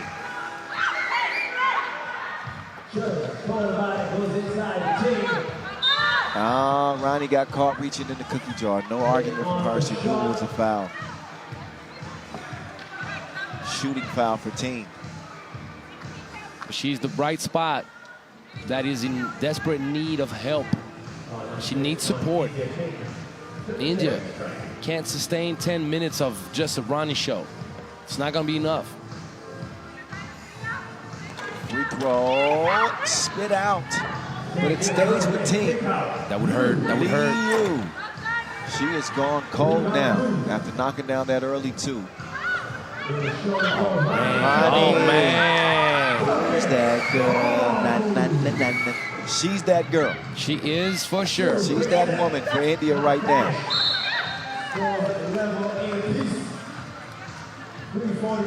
Where was that yesterday? Well, it's hard to judge a team completely off the first game.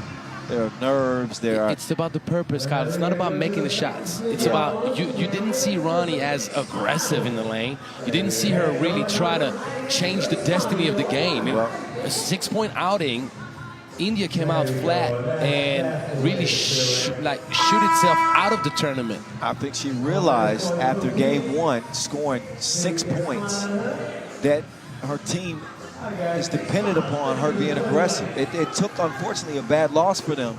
Yeah, that's unfortunate. To wake her up, but now she's realized what she needs to do, and she's been unstoppable.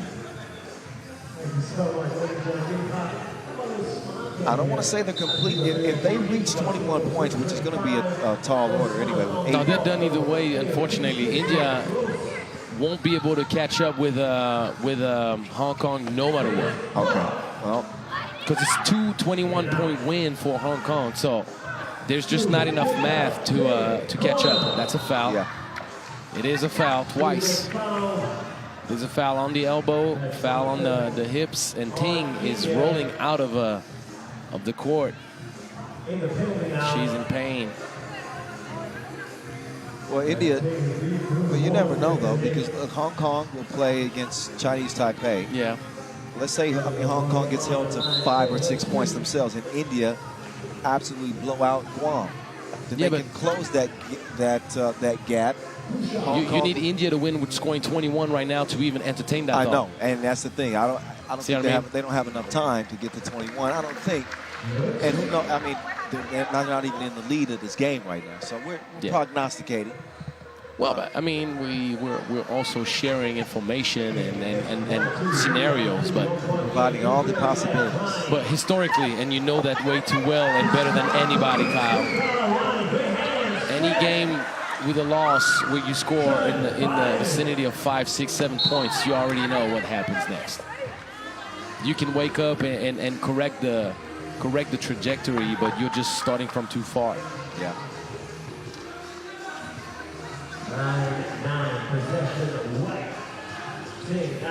Oh, that was nearly a disaster for Chinese Taipei. Keep the rock alive. Vita sticks with the mid-range. She settled for that shot the entire game. Nice give and go. And foul is called. That's going to give a pair of free throws. That could be huge.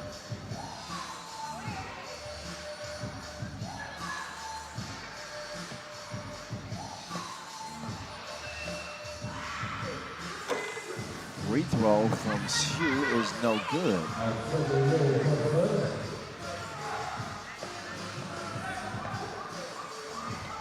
Second one does fall. India in the penalty with 8 fouls. But looking at only a 1-point deficit. Ronnie with a step back. Ronnie letting it fly. And she is hotter than Mas right now. She's hotter than hot lava. Man. My goodness. She is cooking. So some pork vindaloo or something. She won't stop. At times she misses. That one left short. Hey, they called it the right call, and that could be a game changer. 2:26 left, 11-11 tie. 2 free throws coming up.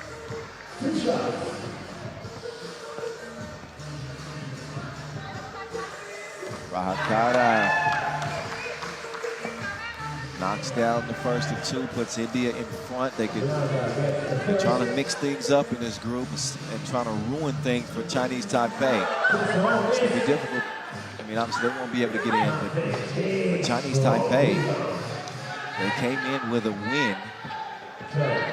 And like Angelo said, this is one they certainly do not want to let slip through their grasp against a team that does not have a chance to advance. Ronnie, she has crashed the party in a major way and has this game tied at 12 apiece. After the miss, Chinese Taipei take over again. Chen to the baseline. Oh, crazy reverse. The English on the glass. That was wild.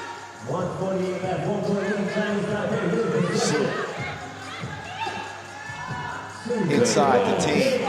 Good pass. And Ting maintains the concentration through the contact, hoop, and the harm. 2 free throws to come. And a chance at a 3-point play that might just blow the top off of this game. Chinese Taipei right now leading by 2. But they could expand that lead to 16-12 with a $139 to play in the contest. You got to appreciate India's output in this game. Ronnie has been spectacular. But Chinese Taipei is just too deep. Too many options. Su with the speed, Ting with the toughness, the hard set screens, the inside the paint presence. Liu has not shine bright yet. But that lets you know they still got something in the bag, because Liu has not been shooting the ball the way she's hoping to shoot the ball in this competition. Well, and she's skipping the best for the Hong Kong matchup there. I don't know if, well, right now you don't need to. I would be surprised if Liu was taking advantage of open looks from deep. But I'm just talking about the overall picture of this team, right? It's like you're thinking about what they're showing you now, and you're like, well, it's not even the best yet. Well, I don't know if it's an off game. I got to give India credit. India has all the credit in the world for this game. Like you said earlier, so brilliantly, is that you thought that this was going to be a tough matchup for Chinese Taipei because of the length of India. And, you know, I thought that was a really astute observation by you. 15-12. 2 ball is on the way. It's 2 strong. Ronnie with the upkick fake. Oh, good deflection. Su. Otherwise, that was going to be a bucket, wasn't it? Oh, yeah. India cannot afford to commit another foul because this game is already out of hand right now with a minute 25 and the bonus.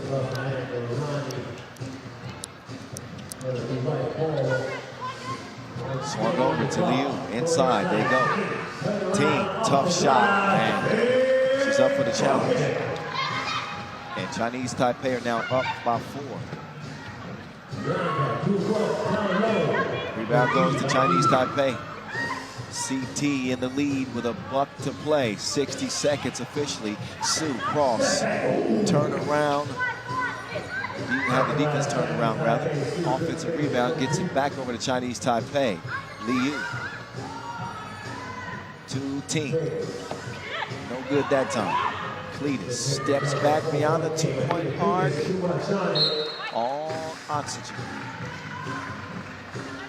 Cletus was allergic to the paint in this game. And that did not help India's scoring outburst in this game, where Ronnie was really just harassing the driving lanes. But you need, okay now, you gotta reward that pass. Yeah, that was pretty sweet. Ting has done it pretty much all games. She always kind of hesitate, worried about maybe a recovery defensively, and she's always looking at where maybe I need to pump fake. Maybe I need to get someone of her feet, but sometimes you just got to go up straight up. Well, this game is going to be a foregone conclusion with 19 seconds left, unless India are able to maybe knock down a 2, something on this possession. They got 4 seconds to do something. But then Chinese Taipei just needs to hold on to the rock. Pretty much. Rebound goes to Chinese Taipei. Game clock and shot clock are even. Ronnie with the pressure defense, but this is all but pretty much 9 seconds left. And Chinese Taipei with a lead too big to overcome. So this group, qualifying draw B, is down to 2 teams. It's between Hong Kong and Chinese Taipei. 2 teams that will meet later on today for the spot in the main draw. Technical foul called, I think, defended under delay of game, delay of game, which again will not matter. 1 bit, 0.2 seconds left. So Cletus will get a couple of free throws in the air. And India will have 1 more game left today against Guam, but it will not matter. Final 2 tick off, and that's that. Done deal. Chinese Taipei 17, India 13. As we get ready to get back over to the men's competition. Republic of Korea against Macau in qualifying draw B action. Coming your way in 60 seconds. Enjoy the highlights, and we'll get right back to it in a bit.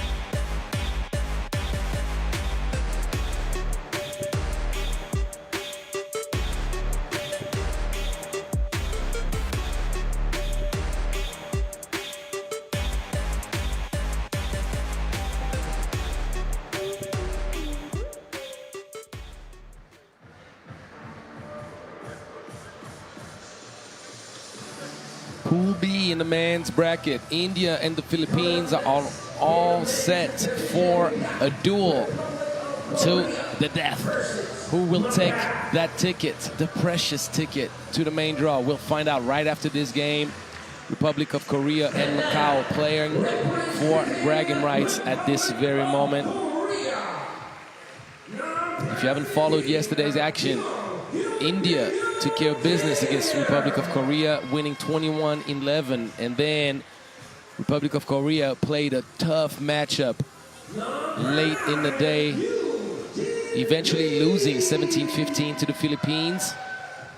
Very solid squad, a squad that was ambitioning to be a factor, be a real candidate for main draw action. Unfortunately, they ended up coming up short.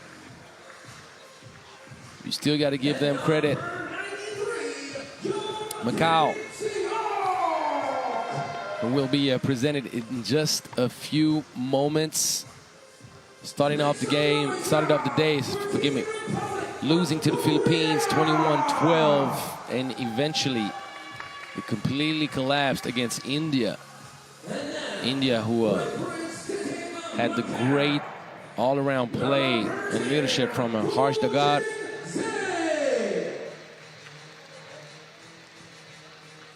So now it's all about bragging rights. It's all about finishing up on a good note.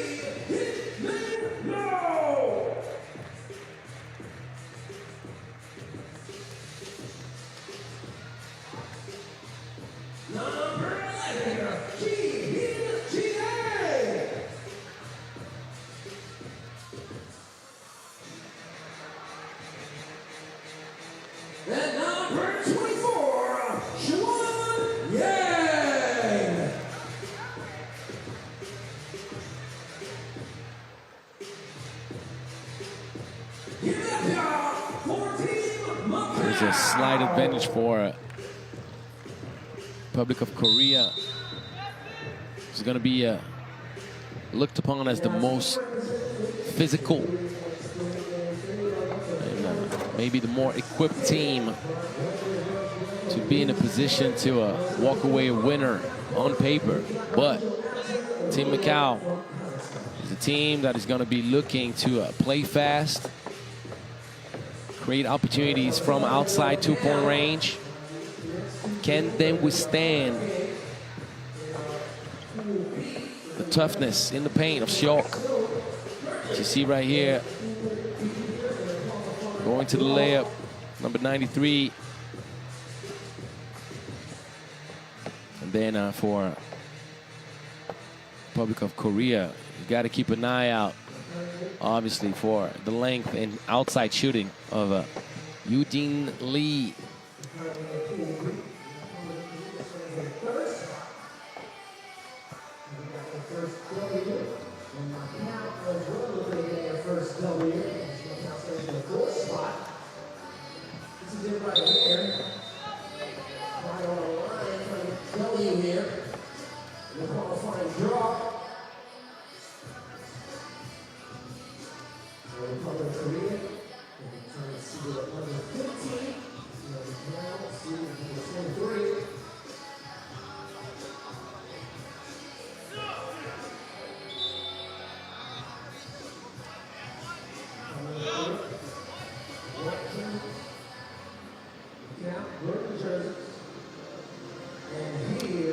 So Republic of Korea will start up with the ball at the top.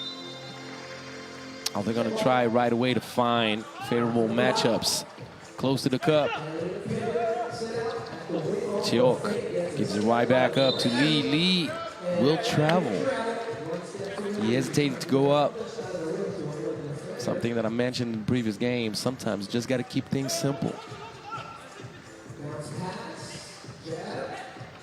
Oh, nice pass.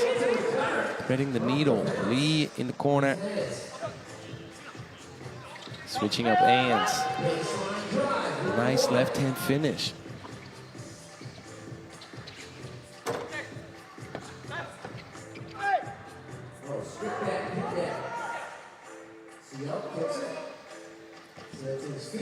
That's going to be off target completely. Macau gets the ball back at the top. Sang Soo Yoon completely missed this one, and you have to be much more careful, fellas. You cannot take steps as you get the ball checked up at the top.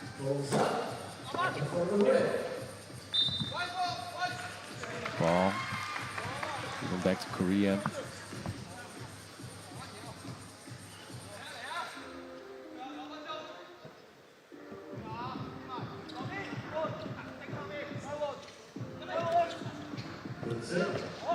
Nice, and one. Fake handoff action. Good pass from Seok.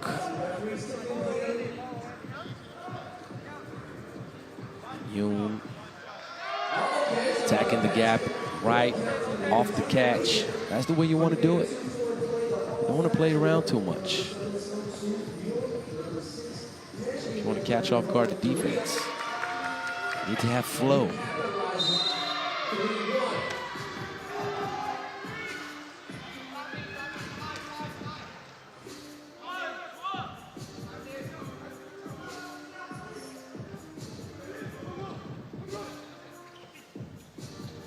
elbow action. Oh, attacking that middle in the length of Lee. Sending it back home. Republic of Korea with an easy 3-1 lead early. And that's going to be a trouble. That's the second time around that they're hesitating close to the cup. Over faking gets you in trouble. It's just like overthinking. Wouldn't you think, Kyle? Indeed. Welcome back. Thank you. What's been going on so far here, Angelo? I had to make a quick run. Well, Macau is going to have a hard time matching up with the physicality of Team Korea. Obviously, Seok down low is going to be a man amongst boys. But Macau has speed and the ability to shoot from a distance to keep the game not only close, but potentially put them in the winner's column. So it's going to be a game of matchups. Macau defensively is going to have a hard time matching up with the length of Lee and the toughness of Seok, and Republic of Korea is going to have to match up with speed and make sure to do the job defensively. I know you were big on Seok, especially yesterday. You thought they should have featured him maybe a little bit more. Oh, yeah. To me, they didn't play with him enough. They didn't use his power enough yesterday, and that cost them late in the game. Ironically, I think his best performance came in their first game, but it was a 10-point loss to India. Yeah. So that is how they arrived into this here contest. And Macau, I just think they settled for outside shots too much late in the game yesterday. They had the foul trouble going their way, and that's where Seok could be such an impactful player for them, because he's such a tough matchup. Both of these teams losers to India. Yes.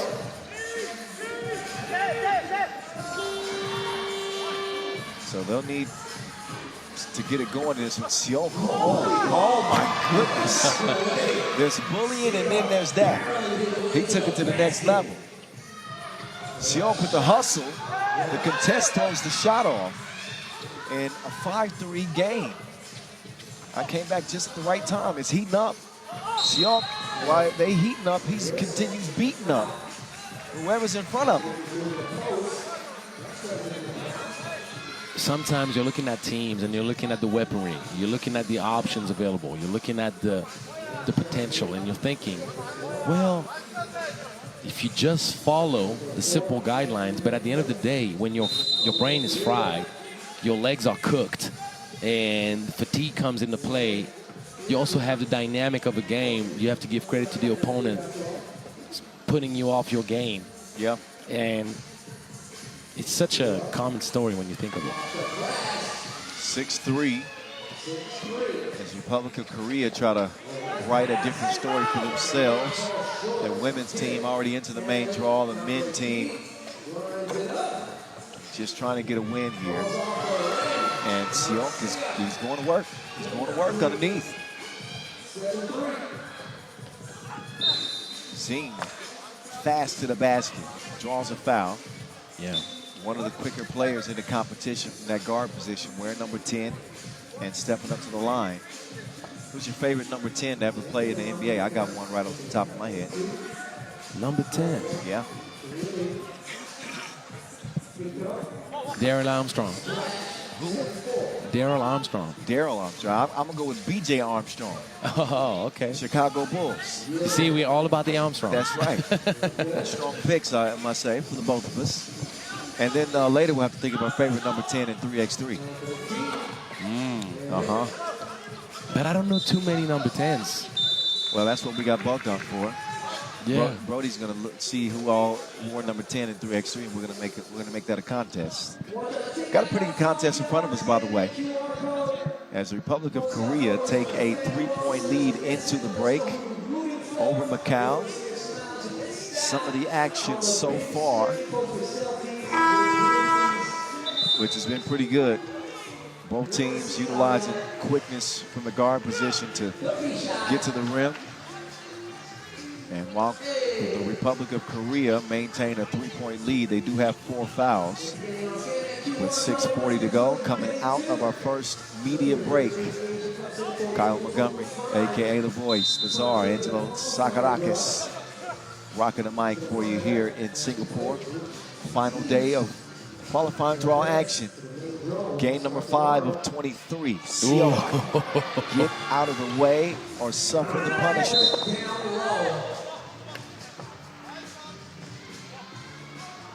Eight-4 advantage, Republic of Korea. And once again, if you're outside watching, come inside and join us as it is free entry. Sing off the iron. She just got a little snack delivery. The only lays I want are on the court. You want the fillets. You want the lays with a little cholesterol on top of it. Will you enjoy that? I never eat those. Okay. Never. In that case, thank you. You're welcome. 8-4. Ooh, nice fade. Damn. Okay. It's all about the fundamentals, Kyle. It's all about the fundamentals. And you know what's something that most people take for granted? What's that? Is the fact that it doesn't matter how big you are. It doesn't matter if you're supposed to be playing in the paint or not. As a basketball player, you want to own up all the fundamentals. You need to know how to play with your back to the basket. You need to use up all the fakes, the up and unders, going to your left, going to your right, finishing with the left, finishing with the right, fading away, bullying. Yes, you need all of it. You need all of it. Doesn't matter. You never know where you're going to end up with the ball. Versatility is king in 3x3. Everybody's got to do a little bit of everything, and he can do that. Number 9 just drops the deuce. Eugene Lee. I'll tell you what. He wants another. Lee does a lot of everything. That was a good idea. Low, dipping. Yep. He got fouled on the way up. He's got a free throw coming up. That is now foul number 6 on the Republic of Korea. But the kick out pass to the left for a wide open 2, probably when you're down 7, is a good option. I would agree with you. Down 6 now. But I think the point still remains. Seok is a machine. Can't do nothing with him. I'm telling you, I was a bit disappointed that we didn't get to see him used up last night. Well, he reposted. They didn't give it to him. Still get a bucket out of the deal. Oh, but he was doing his job. Yeah. He had position many times. They just didn't look at him. And then, they did a good job attacking right back, but the crib is missed. Oh, Lee, stop it, please. I'm speaking from Macau right now. And Zing sings to the bucket. Lee, heat check. Oh, you got to keep shooting. I want him to shoot it again. Yeah, give it to him again. Get out of the way. Kim. No rim needed. I thought it was sunny out here in Singapore, but it's raining. You feel the drops? I do. The water showers being provided by the Republic of Korea with 3 deuces in the last 4 possessions. My math was off. 4 of the last 5 Are you deuces kidding me? are wild in this game. Shots are going up and down. Lee going up to get down. Point game, Republic of Korea, and this will no doubt be the fastest game of the day. You might get a chance at a restroom break now if you want one. This one will be over quick. 4 minutes to play, and game point, Republic of Korea. This is a resounding. Think about it. The 2-point shot can extinguish any fire, and the paradox is it's actually igniting fires. That's true. Quite clever what you did with that one right there. The irony in that reference, but really, look at this is just a fireworks show. They are lighting it up. 20-7. I thought that this game was going to be dictated on the dribble drive, but Macau didn't have time to figure it out. or are they being shot down? Only fitting that they chunked the deuces. Oh, don't worry. Well, we didn't even need the second TV timeout, did we? Nope. There to clean up the mess. We don't even reach a second TV timeout in this one. It is over 21-7 with 4 minutes still left to play. Turns out we're going to breather after all. That'll get us back on schedule. Wow.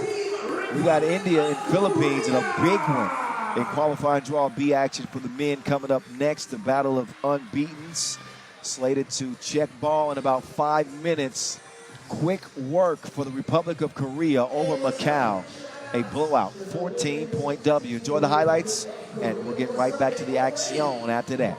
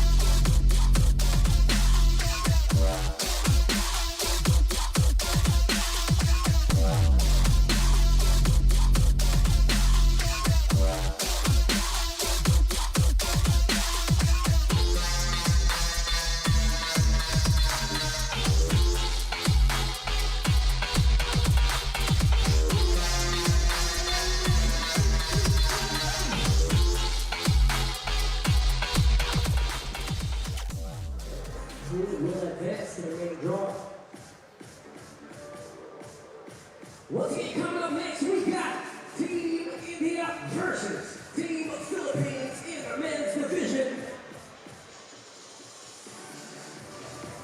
And now, representing Team India, number 9, Kusho Singh. Well, this is the one we have been waiting for as it relates to main draw entry in qualifying draw B action men's competition. Here it is right now, India and Philippines. I mean, both of these teams were incredibly impressive in yesterday's action, particularly the Philippines, who stole the show and come out 2-0 from yesterday's opening day campaign. They beat Macau by 9, did the Philippines. And also beat the Republic of Korea. Now they get to lace them up against an India team that was a contender for Team of the Day, who also come into this game unscathed, unbeaten. And the winner of this 10-minute sprint again will advance to the main draw. That is what's in front of us right now. India also destroying Macau. That was a 15-point win and a 10-point win against the Republic of Korea. So both of these teams winning their games by big distances. We saw the heart, the puso, or the Filipinos throughout the day. This is a marquee clash right here, right now. Get ready. This is going to be a 10-minute action film between two of the best in the qualifying draw. And you just hate it because one of these teams has got to lose, but both of these teams seem to be deserving of the main draw. They're that good, that talented. Oh, yeah. But the way it's structured is only one can make it through. Those are the stakes for this one. You see both teams, they'll get warmed up. And this is going to be a hotly contested game, or so we anticipate. Look at Mandai on that Philippine team. The way he played yesterday was just crazy. And on the opposite end for India, Team Dagar for them. So we got two big time stars for each team respectively in Mandai and Dagar. And the supporting cast not too shabby either for either team, but those two players, to me, obviously, numbers-wise, they stood above the rest. Yeah. Both top 5 scores coming out of yesterday. And this clash should be something special. I'm telling you.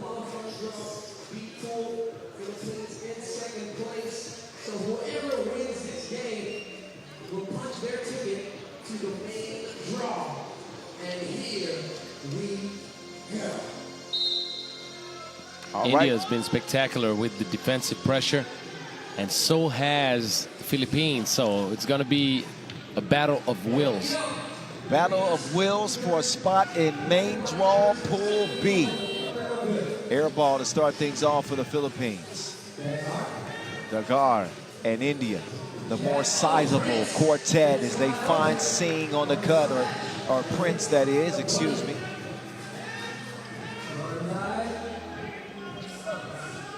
Mandai. Yep. Great job. Great job. He's so crafty. Gets the defender off of his feet, leans in and is able to draw the foul. Tell you one thing, Kyle. The Philippines will have quite the hard time to keep up 10 minutes of one-on-one action against a very lengthy and aggressive Indian defense.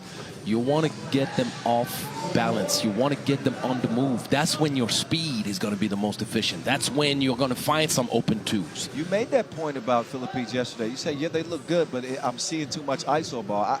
I would counter that argument with saying that, yes, they do play a lot of ISO, but I do think that they are so gifted in isolation. If they build a big lead on you, it doesn't matter if they're not playing team 3x3, they can still beat you.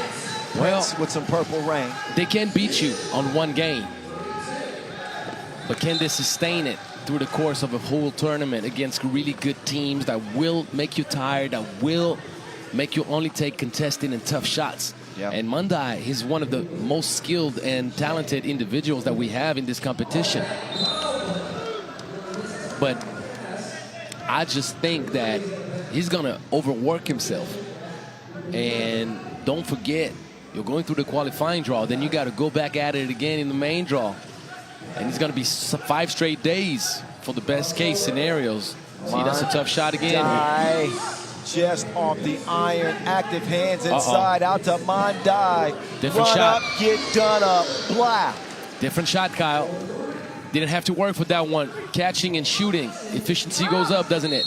I don't know how Mandai made it through the metal detectors. The man is strapped. The man is strapped. Y'all don't know this. Well, hey, if you're an arrow type guy, just shooting arrows, man. Okay, no, he's got ammunition in his hand. That's a little more potent than just an arrow. Although he is on point, I just can't stop, can I? No, you can't. 4-3. That's what you call a sickness. Mandai, to India's delight, is getting the rest right now. This might be the time for them to let Dagar go to work. Nice. Never mind. Manlangit almost got a bucket, but almost doesn't count. Dagar got him off his feet. Dagar, strong move, doesn't finish it. No, he's trying to draw the contact way too much. He has the athletic ability to go to the cup. Keep it simple. Elevate high off the glass, go with the left hand, and you're going to be fine. Well, if you're looking to draw contact systematically, now you play right in the hands of a very physical and rugged Filipino squad, man. And that's something I mentioned to you, Kyle, as well. In recent memory, and as I explained to you, I'm paying attention, very attached to what's going on with the Filipino 3x3, and I can't remember a more physical 3x3 Filipino squad all around. Because from top to bottom, it's just a very, very athletic, physical, that can match up pretty well with the squads that have size.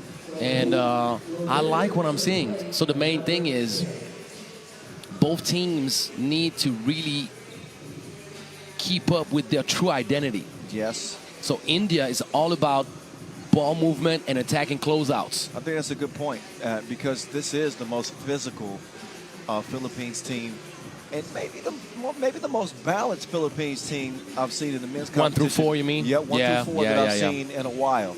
They have what they do is they always bring that extra flair, so you're going to get some crazy crossovers, some jellies. Like, they've always been perfectly fine providing the highlights, but it That's hasn't part of the amounted to success. identity, yeah. They aren't so highlight-driven, this team.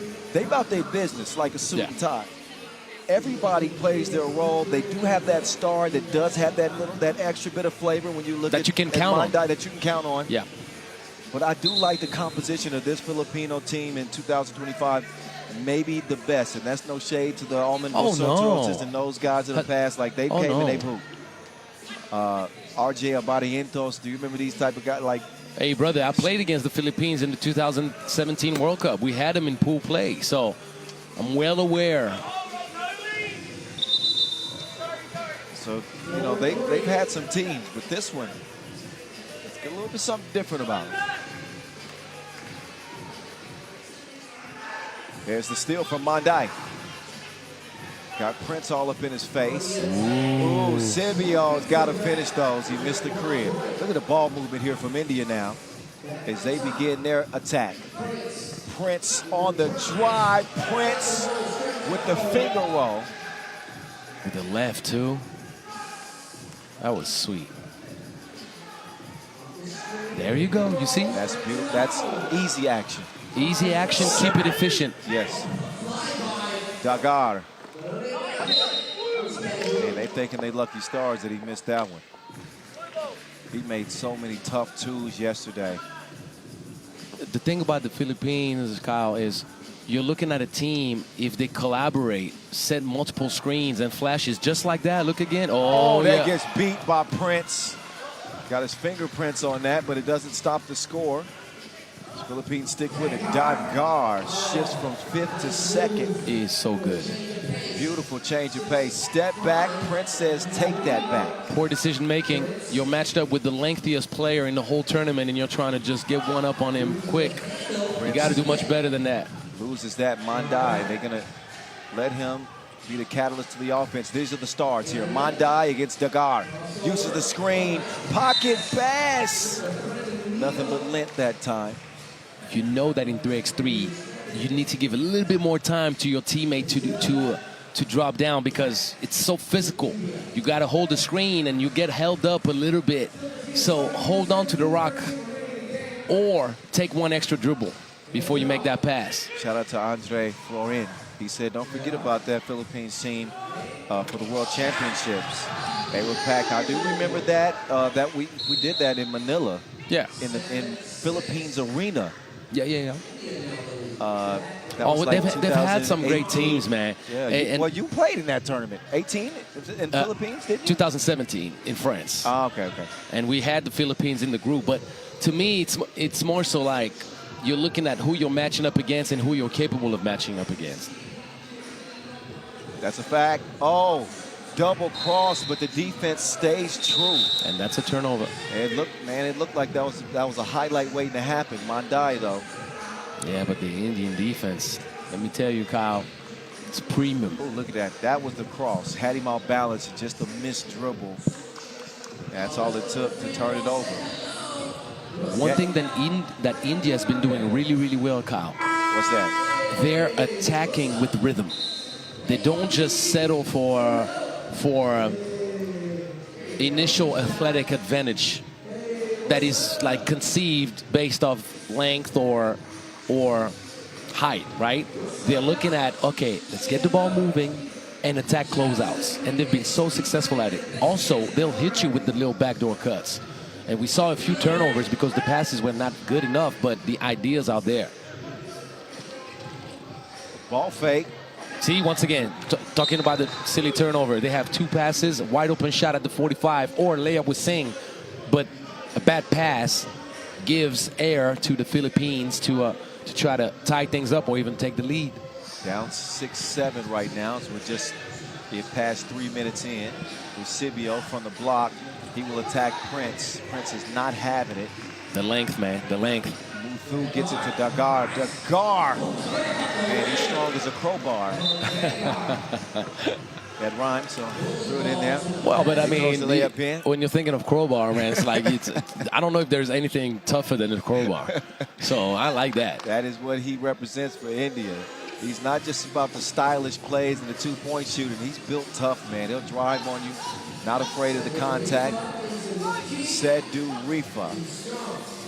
Can't score at that time. You get to your spots, but that's tough. Prince, no, bro. And that's a bad shot. Yeah. But I do like how India is getting to their sets quickly. You see that ball? That ball is cleared quick. It moves. The ball doesn't stick. Yeah, the ball doesn't stick. That's like one of the poorest decision that we've seen India take offensively with that shot from Prince. But outside of the turnovers, the concepts, the ideas are good. 8-6. This game decides who goes on to the main draw. Pool B. The winner goes on to play China and Chinese Taipei in the main draw. So I think that's probably the most favorable main draw, by the way, too. So between these two teams, whoever wins and advances to the main draw, they're going to be a factor for sure. I don't think they're exactly shaking in their boots going against China and Chinese Taipei. Well, China is always going to be a tough matchup. It's just such a physical squad. But Chinese Taipei is a team that you cannot take for granted or underestimate because of the outside shooting and their speed. Understandable. The guard, jump hook, no good. Singh. He draws the foul on the jump hook himself. Third team foul on the Philippines. He's got a free throw coming up. Got a good one here in our sixth contest of 23 on this final day of qualifying draw play. Got a session break coming up after this one, a brief one. A very short one. And Singh puts the round thing in the round thing. 9-6 the result. Setarifa setting up Eusebio. Eusebio driving with reckless abandon. Nobody wanted no smoke. The guard just playing with him. Nice. Hey, he didn't forget the tip. Great court awareness by Prince. A gratuitous possession for India. Mandai, ran into trouble there. He gets it back. 3 to shoot. Mandai on the drive. Mandai served it up on a platter and got it devoured by Prince. Now Prince. Too tall, too strong. Too little. And Prince gets caught reaching in. Too overzealous after the bucket. So India lead this thing by 4. Remember what made Philippines successful early in the game? They were collaborating, hitting them with 2 screens, quick re-screens. That's a good one. There you go. Keep it moving. Keep it moving. Don't hold on to the rock. Yeah, so that was a 1 pass and shot possession. The guard does the same for India, but his teammates will hustle down a rebound for him. Monday took a shot to the chin, apparently. So he's going to try to get his scruples back together. The Philippines needs to get this defense moving. They need to do a lot of off-ball movement, but they need to not be so spread out at that moment. They need to make sure that India is worried about too many options at the same time, so eventually they'll break down. If you keep it simple, they're too long and aggressive. You see, always hands in the passing lane, always hands active, long body, contesting shots. The percentage drops when you're contested with length, man. The percentage drops. Setarifa sets up shot. Big bucket. He hit that one from Sabu. They needed that. They needed that desperately. Oh, man. Oh, Prince steps through, excuse me. Stretch Armstrong. I mean, the length on this dude is crazy. Pause. Setarifa drive into the cup. 12-9 contest, 4:02 to go. It's the voice of 3x3, Kyle Montgomery, rapping with you right now. Angelo, the Czar, Sakarakis on the mic as well. We having some fun. It's, Monday, excuse me, misses. Singh. And one. Oh, no continuation. Foul on the floor. They won't get the continuation. And we won't continue for the next 30 seconds. It's time for a media timeout. 12-9. Let's see on the replay, maybe. There's Mandai. Now we're gonna see the buckets. Some of the highlights. So I could tell from your face you thought that he probably should have got continuation there. Well, it's all about the timing. You're thinking about, is it really called on the ground or is it called as the ball is getting gathered? And well, from my angle, felt like it was on the gather. But I think that it was on the floor. I think if it was a split second later, maybe he gets continuation. I respect the call, Kyle. I respect the call. Sing. And he's going right back at it, getting his own revenge. Didn't get the first bucket, I'm gonna get the second one. 2-possession game here with 3.5 to play. Satarifa gets redirected. That Indian length being felt right now. It's a big part of their strength. Speaking And of strength, man, you can't play soft down there. Do you have a feeling that last year's heartbreak for Team India is being carried on coming into this competition? Because they play with purpose. They play with a grit that makes them quite successful because they're responding to the intensity proposed by a very, very good Filipino squad, man. I don't know if, it's hard to tell if this is something they're carrying over from last year. It would for me, personally, for example, if I were to be eliminated from a competition the previous year, I'm coming back in with vengeance the year after. Well, they certainly have done that if they can hold on. The guard is a danger. And he has put the Philippines on the ropes down by 6 points now. They need, they don't need that. The Cookie Monster. Dagar, no good. Look at the extra effort from Muthu. Dagar, well, got his pocket pick there from Mandai. Well, 1-1 ball in the center. You pick my pockets, I pick yours. Swung over. Satarifa has not made a scoring appearance from long range, at least in this one. Muthu bottled up, kicks it out. Dagar up fake, drives right. Dagar navigating traffic. That is basket weaving as he just somehow found the seam, contorts at the rim, and he has great body control, Kyle. He knows how to slow down and take hits before finishing. And the Philippines calling for a much-needed timeout. Who's been more impressive in the men's competition? As a team or as an individual player? No, as an individual. Because the reason that you have to talk about Dagar, he's not a one-trick pony. No. He plays defense. Yes. He guards. He will match up with anybody with the willingness to get it down on the floor. Active hands. He can shoot it, but his body control and his willingness to get to the cup with purpose makes him quite an impressive asset for Team India. He's like that. He's like that. He's getting a rest right now. 16-9, 2.5 to go. India, they got this game in their hands like a Nintendo DS. All they need to do is finish the last 2:26.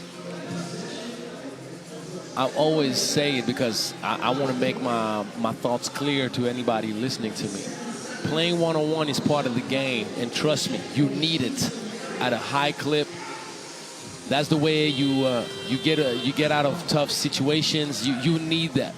But when you play against a very athletic and lengthy defense, you have to understand how much more difficult it's going to be for you to come up with the same looks you usually come up with. Yeah, facts. And that's the way it goes when you play against Team India. So how do you adjust?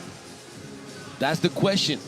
And I didn't see the adjustment from Team Filipino in this matchup, Kyle. I didn't see the adjustment. Actually, let me correct. I saw it in the first 2 minutes, right? They were getting easy layups, weren't they? How do you get those easy layups? Well, you don't play one-on-one. I'm telling you, man, for India, they keep proving whoever they're playing against. I mean, it's like trying to pet a tiger. I mean, it is a dangerous situation for you. Oh, Dagar. He gets off for the offensive foul, shows some sportsmanship. A little bit, a lot of bit of an elbow. Setarifa's been through enough. Chin check. Chin or nose? I think that's a chin check. And Setarifa, remember, he got injured earlier in this game where his eye was bleeding. I don't think it was ill-willed. It's more, and based on the replay, it's who's in the corner on the left. But to me, it's more accidental. Might be called an offensive foul, Kyle. Might be. But, oh, I'm back on it again. Hi, guys. How you doing? Oh, yeah, see. Yeah, hold on. Come no, in. I'm not getting in there. No, yeah, yes, you are. Come on. Don't break. Say hi. Say hi. There we go. That's our camera time for the day. We had to commandeer it. We had to steal it.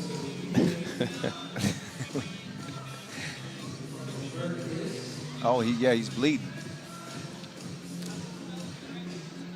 Dagar with another apology, but you know, these. Let's listen in.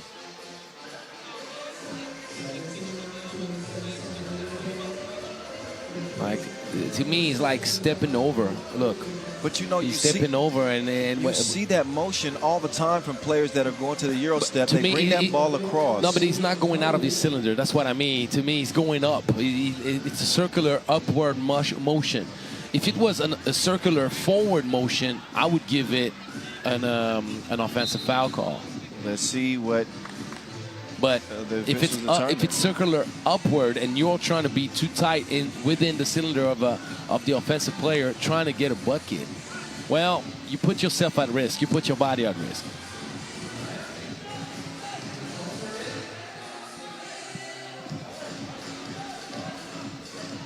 Well, they say that it was a clean play from Dagar. He was because it's circular upward in the cylinder. Yeah.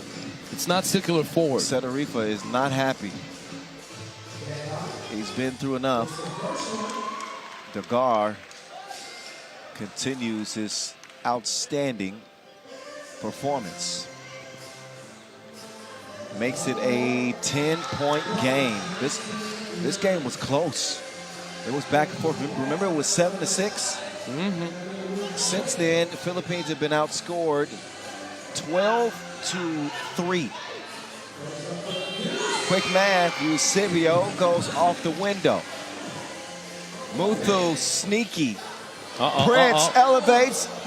Oh, and can't finish with the scoop-de-doop. That had potential. Manlangat was coming to set the screen. Now it's Mandai. Prince says, get out of here. Show me. No. Mandai. No good. Show me the Mandai? Yeah, I was waiting for it. That's not happening. It's my last chance to get that bar in for him. Oh, Dagar. He is a danger. Put an N in his last name. Dagar ends it once again. The better team won. Pretty simple. Agreed. India gonna be trouble. They are headed to the main draw. And they might be wrecking shop in the main draw as well. So, congratulations to India, who outlast Philippines in a play-in game to the main draw. It will be them who advance to meet China in Chinese Taipei. We'll step aside for about 5 minutes before we get back to the action. Fast and furious from here in Singapore. We'll get back over to the women's competition. Qualifying draw C. Iran and Maldives up next. Enjoy the highlights. Back in a few.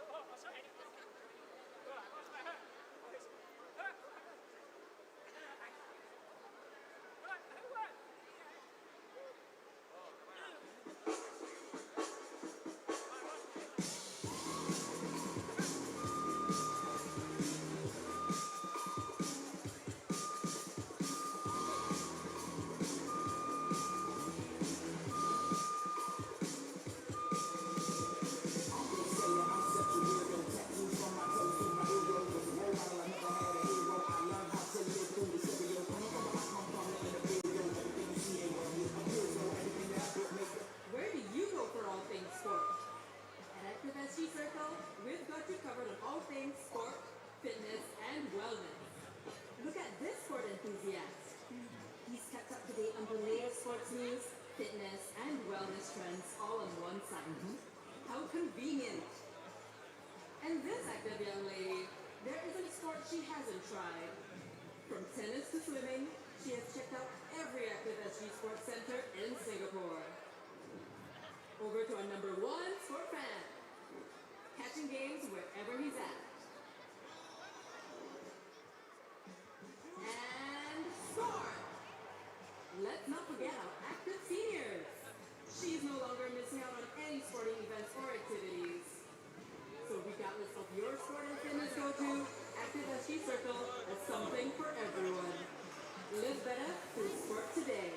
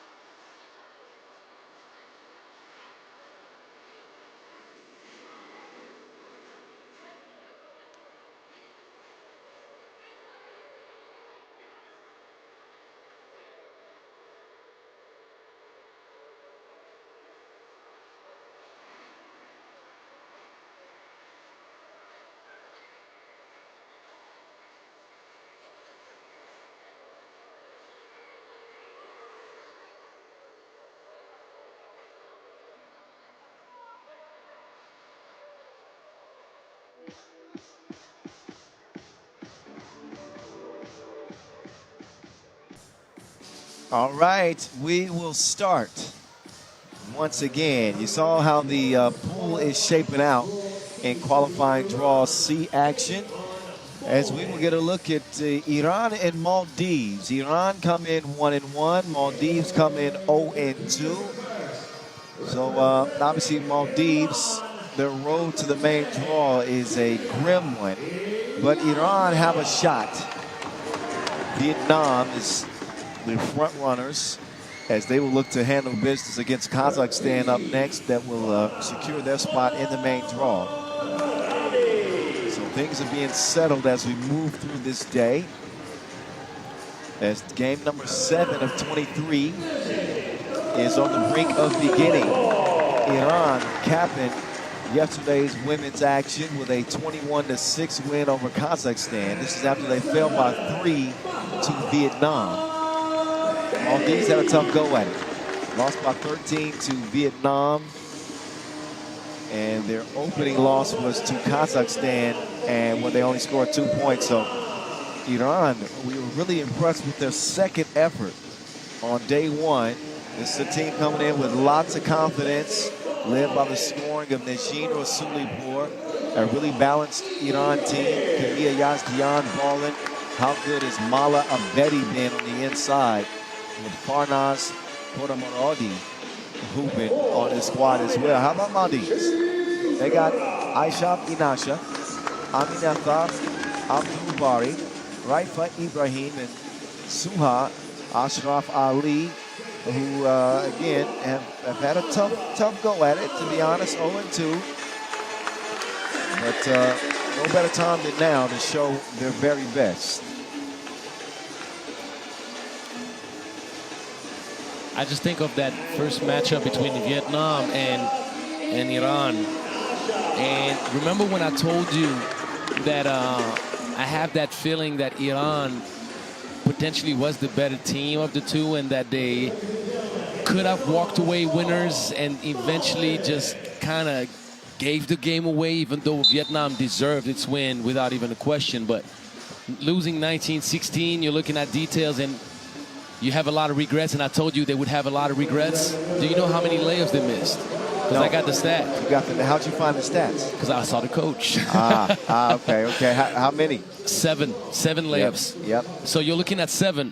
Let's say that you don't go 100%, because you never do, right?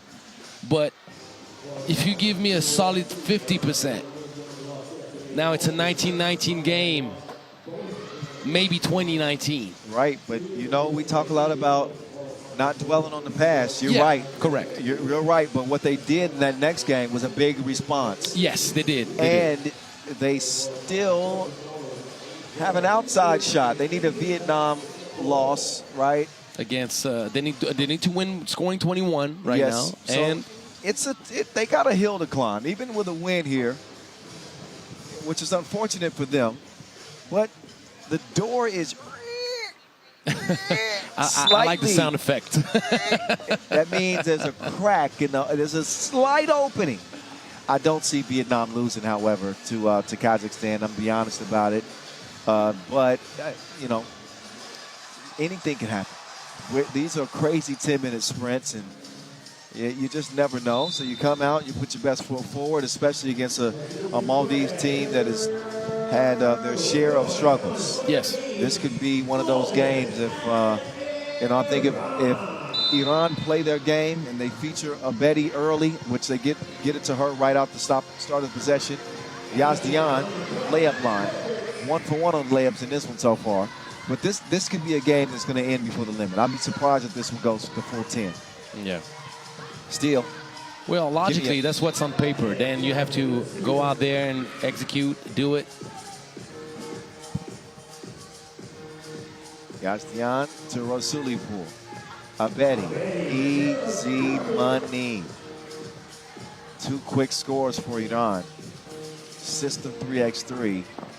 And Maldives nearly throw it away.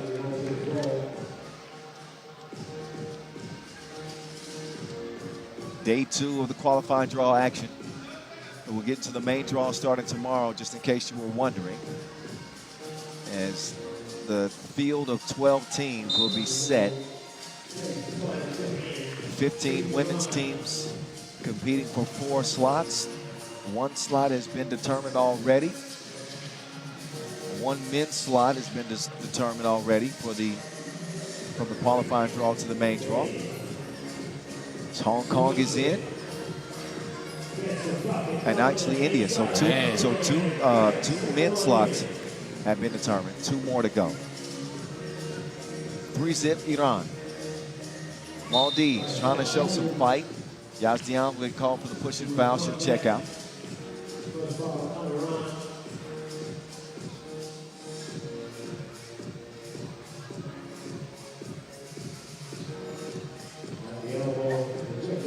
Running hook, no good. Rebound corralled by Koda Moradi. Rasulipur. Koda Moradi inside. He will take it, and there's nothing you can do about it. This is not an even matchup on paper or between the lines on the court either. It is 5-zip in a blink. All it took is a minute. Oh, nice fake handoff. Get tricky with it. Beautiful. She threw it in reverse. Rasulipur will say that was a pass. We'll agree with her, but we know what that really was. And Betty able to clean up the mess. And Betty holds her own defensively. Yeah, travel is going to be called. 20-21 is the mark to meet. And Iran off to a great pace. 6-1 in a minute and a half of action.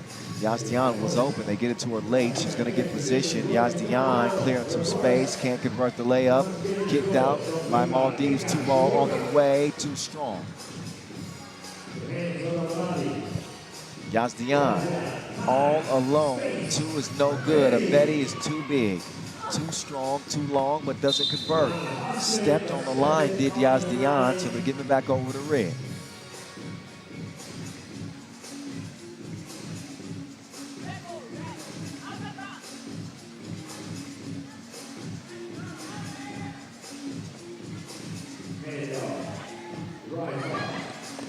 Quick drive. Tough reverse attempt. Offensive rebound. Keeps things alive. Raifa, no good.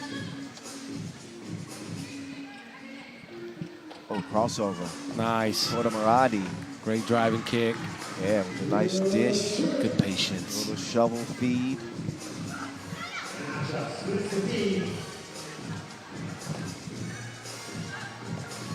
So right now, in a 7-1 start, Yazdian, no good. But this is not exactly a test for Iran, more like a quiz. And they got the cheat sheet. 7-1 dominant start. I would say, You ever took an open book test before? yes. How easy are those? Well, I tell you what, I don't even think it's a quiz. I think that they're the one surveilling the class. Yeah. They're looking at people like, hey, no picking. Well, Iran have a lot more experience playing at a high level 3x3. So it's excused. Still in the development stages in Maldives, so we expect them to continue to get better. But again, this is one where they're clearly outmatched here. I'd like to see some fight from them. Foul on that drive. I think Rasulikor was passing, so I'm not sure she's going to shoot as we get to this first media timeout. 7-1 from Singapore. Iran with an outside shot to still get into the main draw. An outside shot. Maldives have no shot after a 0-1-2 start.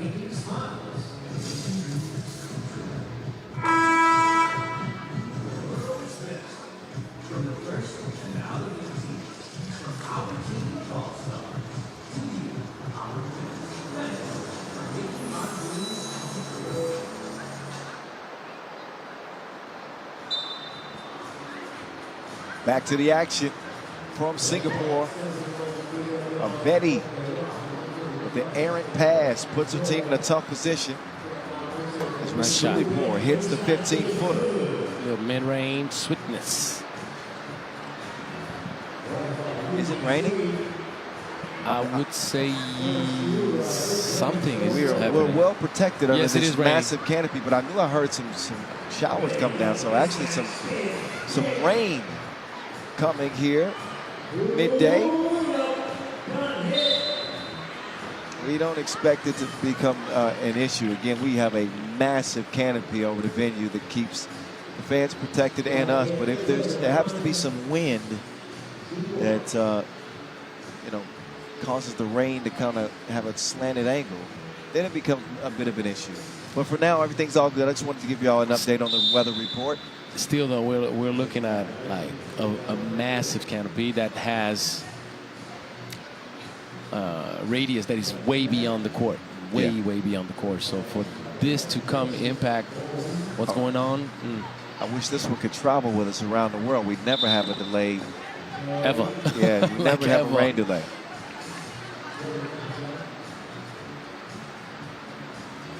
Maldives have not been able to delay Iran much. They've gotten mainly whatever they wanted. It's Camilla in for another bucket.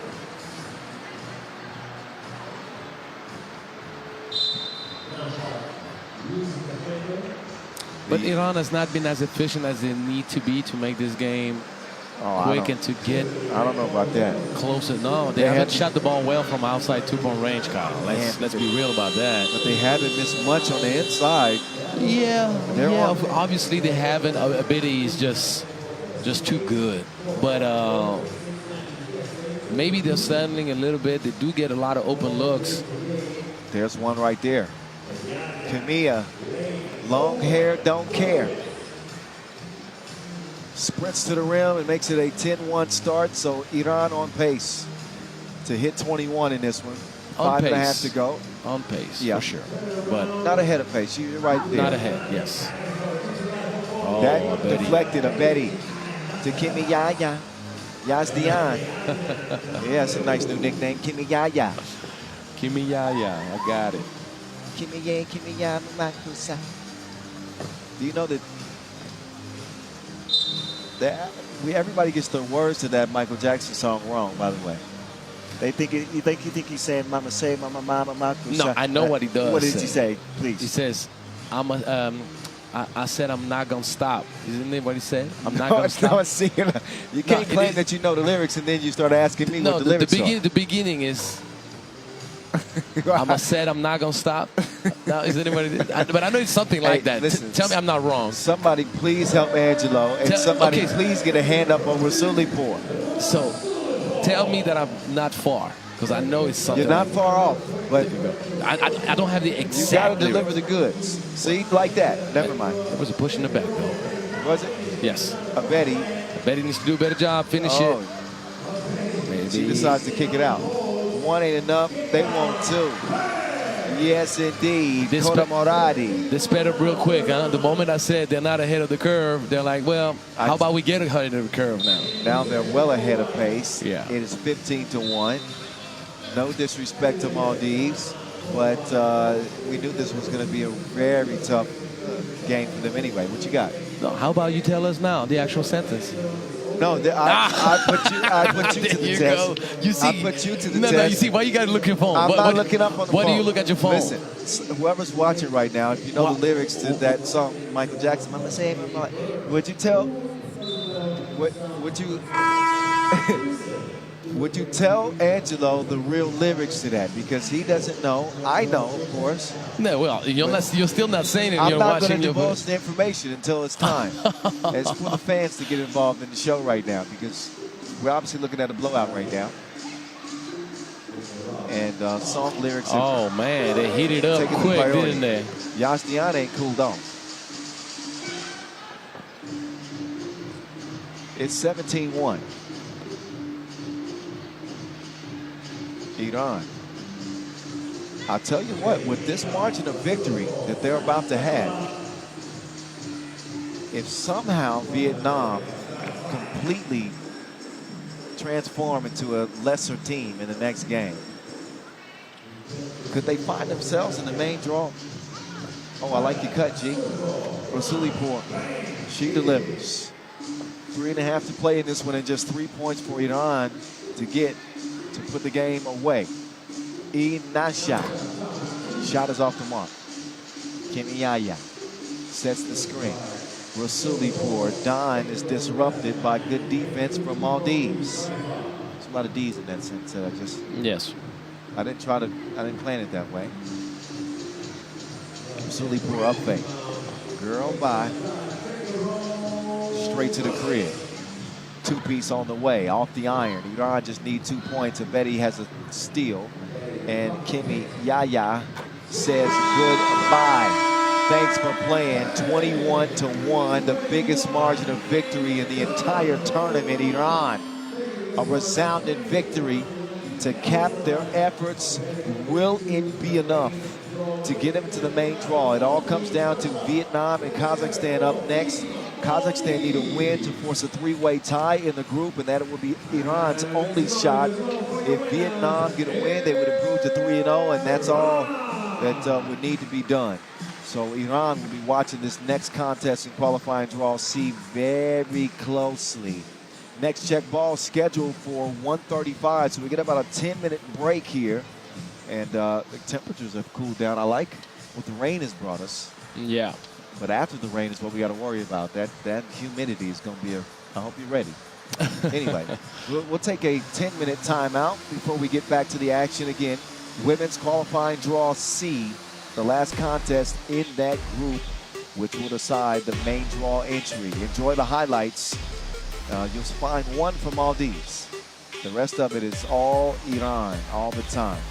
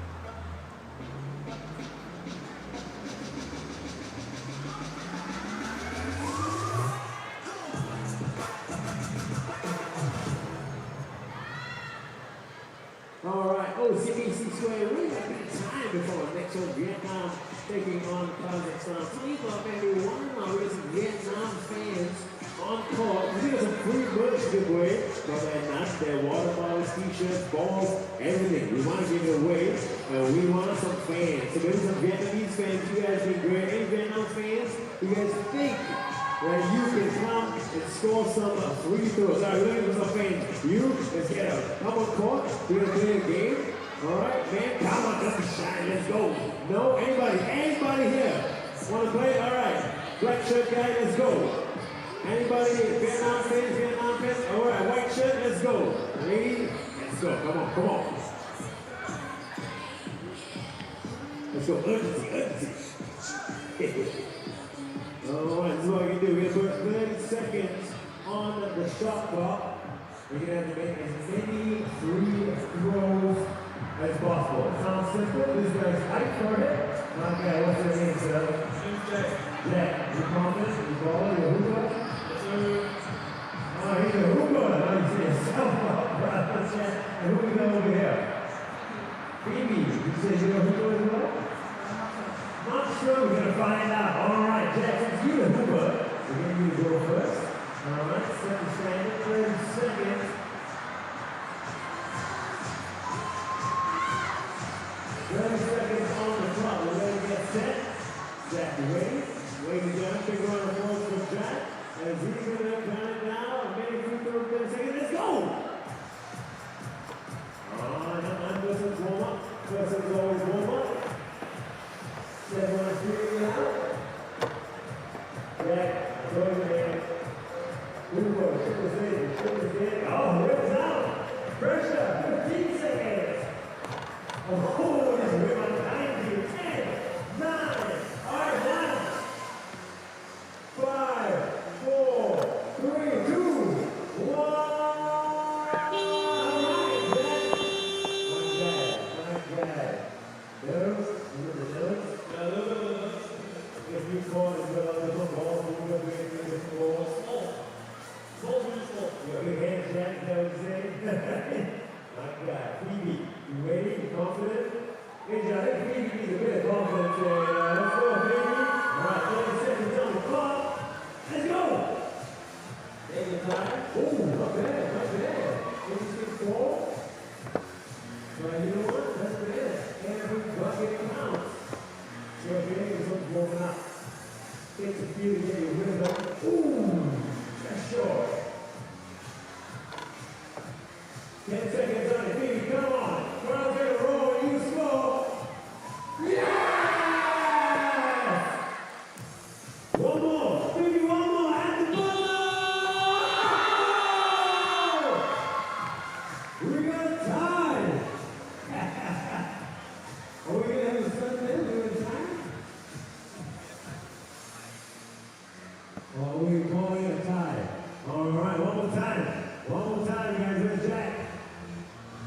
Oh, Jack's no pack. All right, Phoebe, you're gonna go get. You're warmed up. All right, you're hot. Shot clock. Are we gonna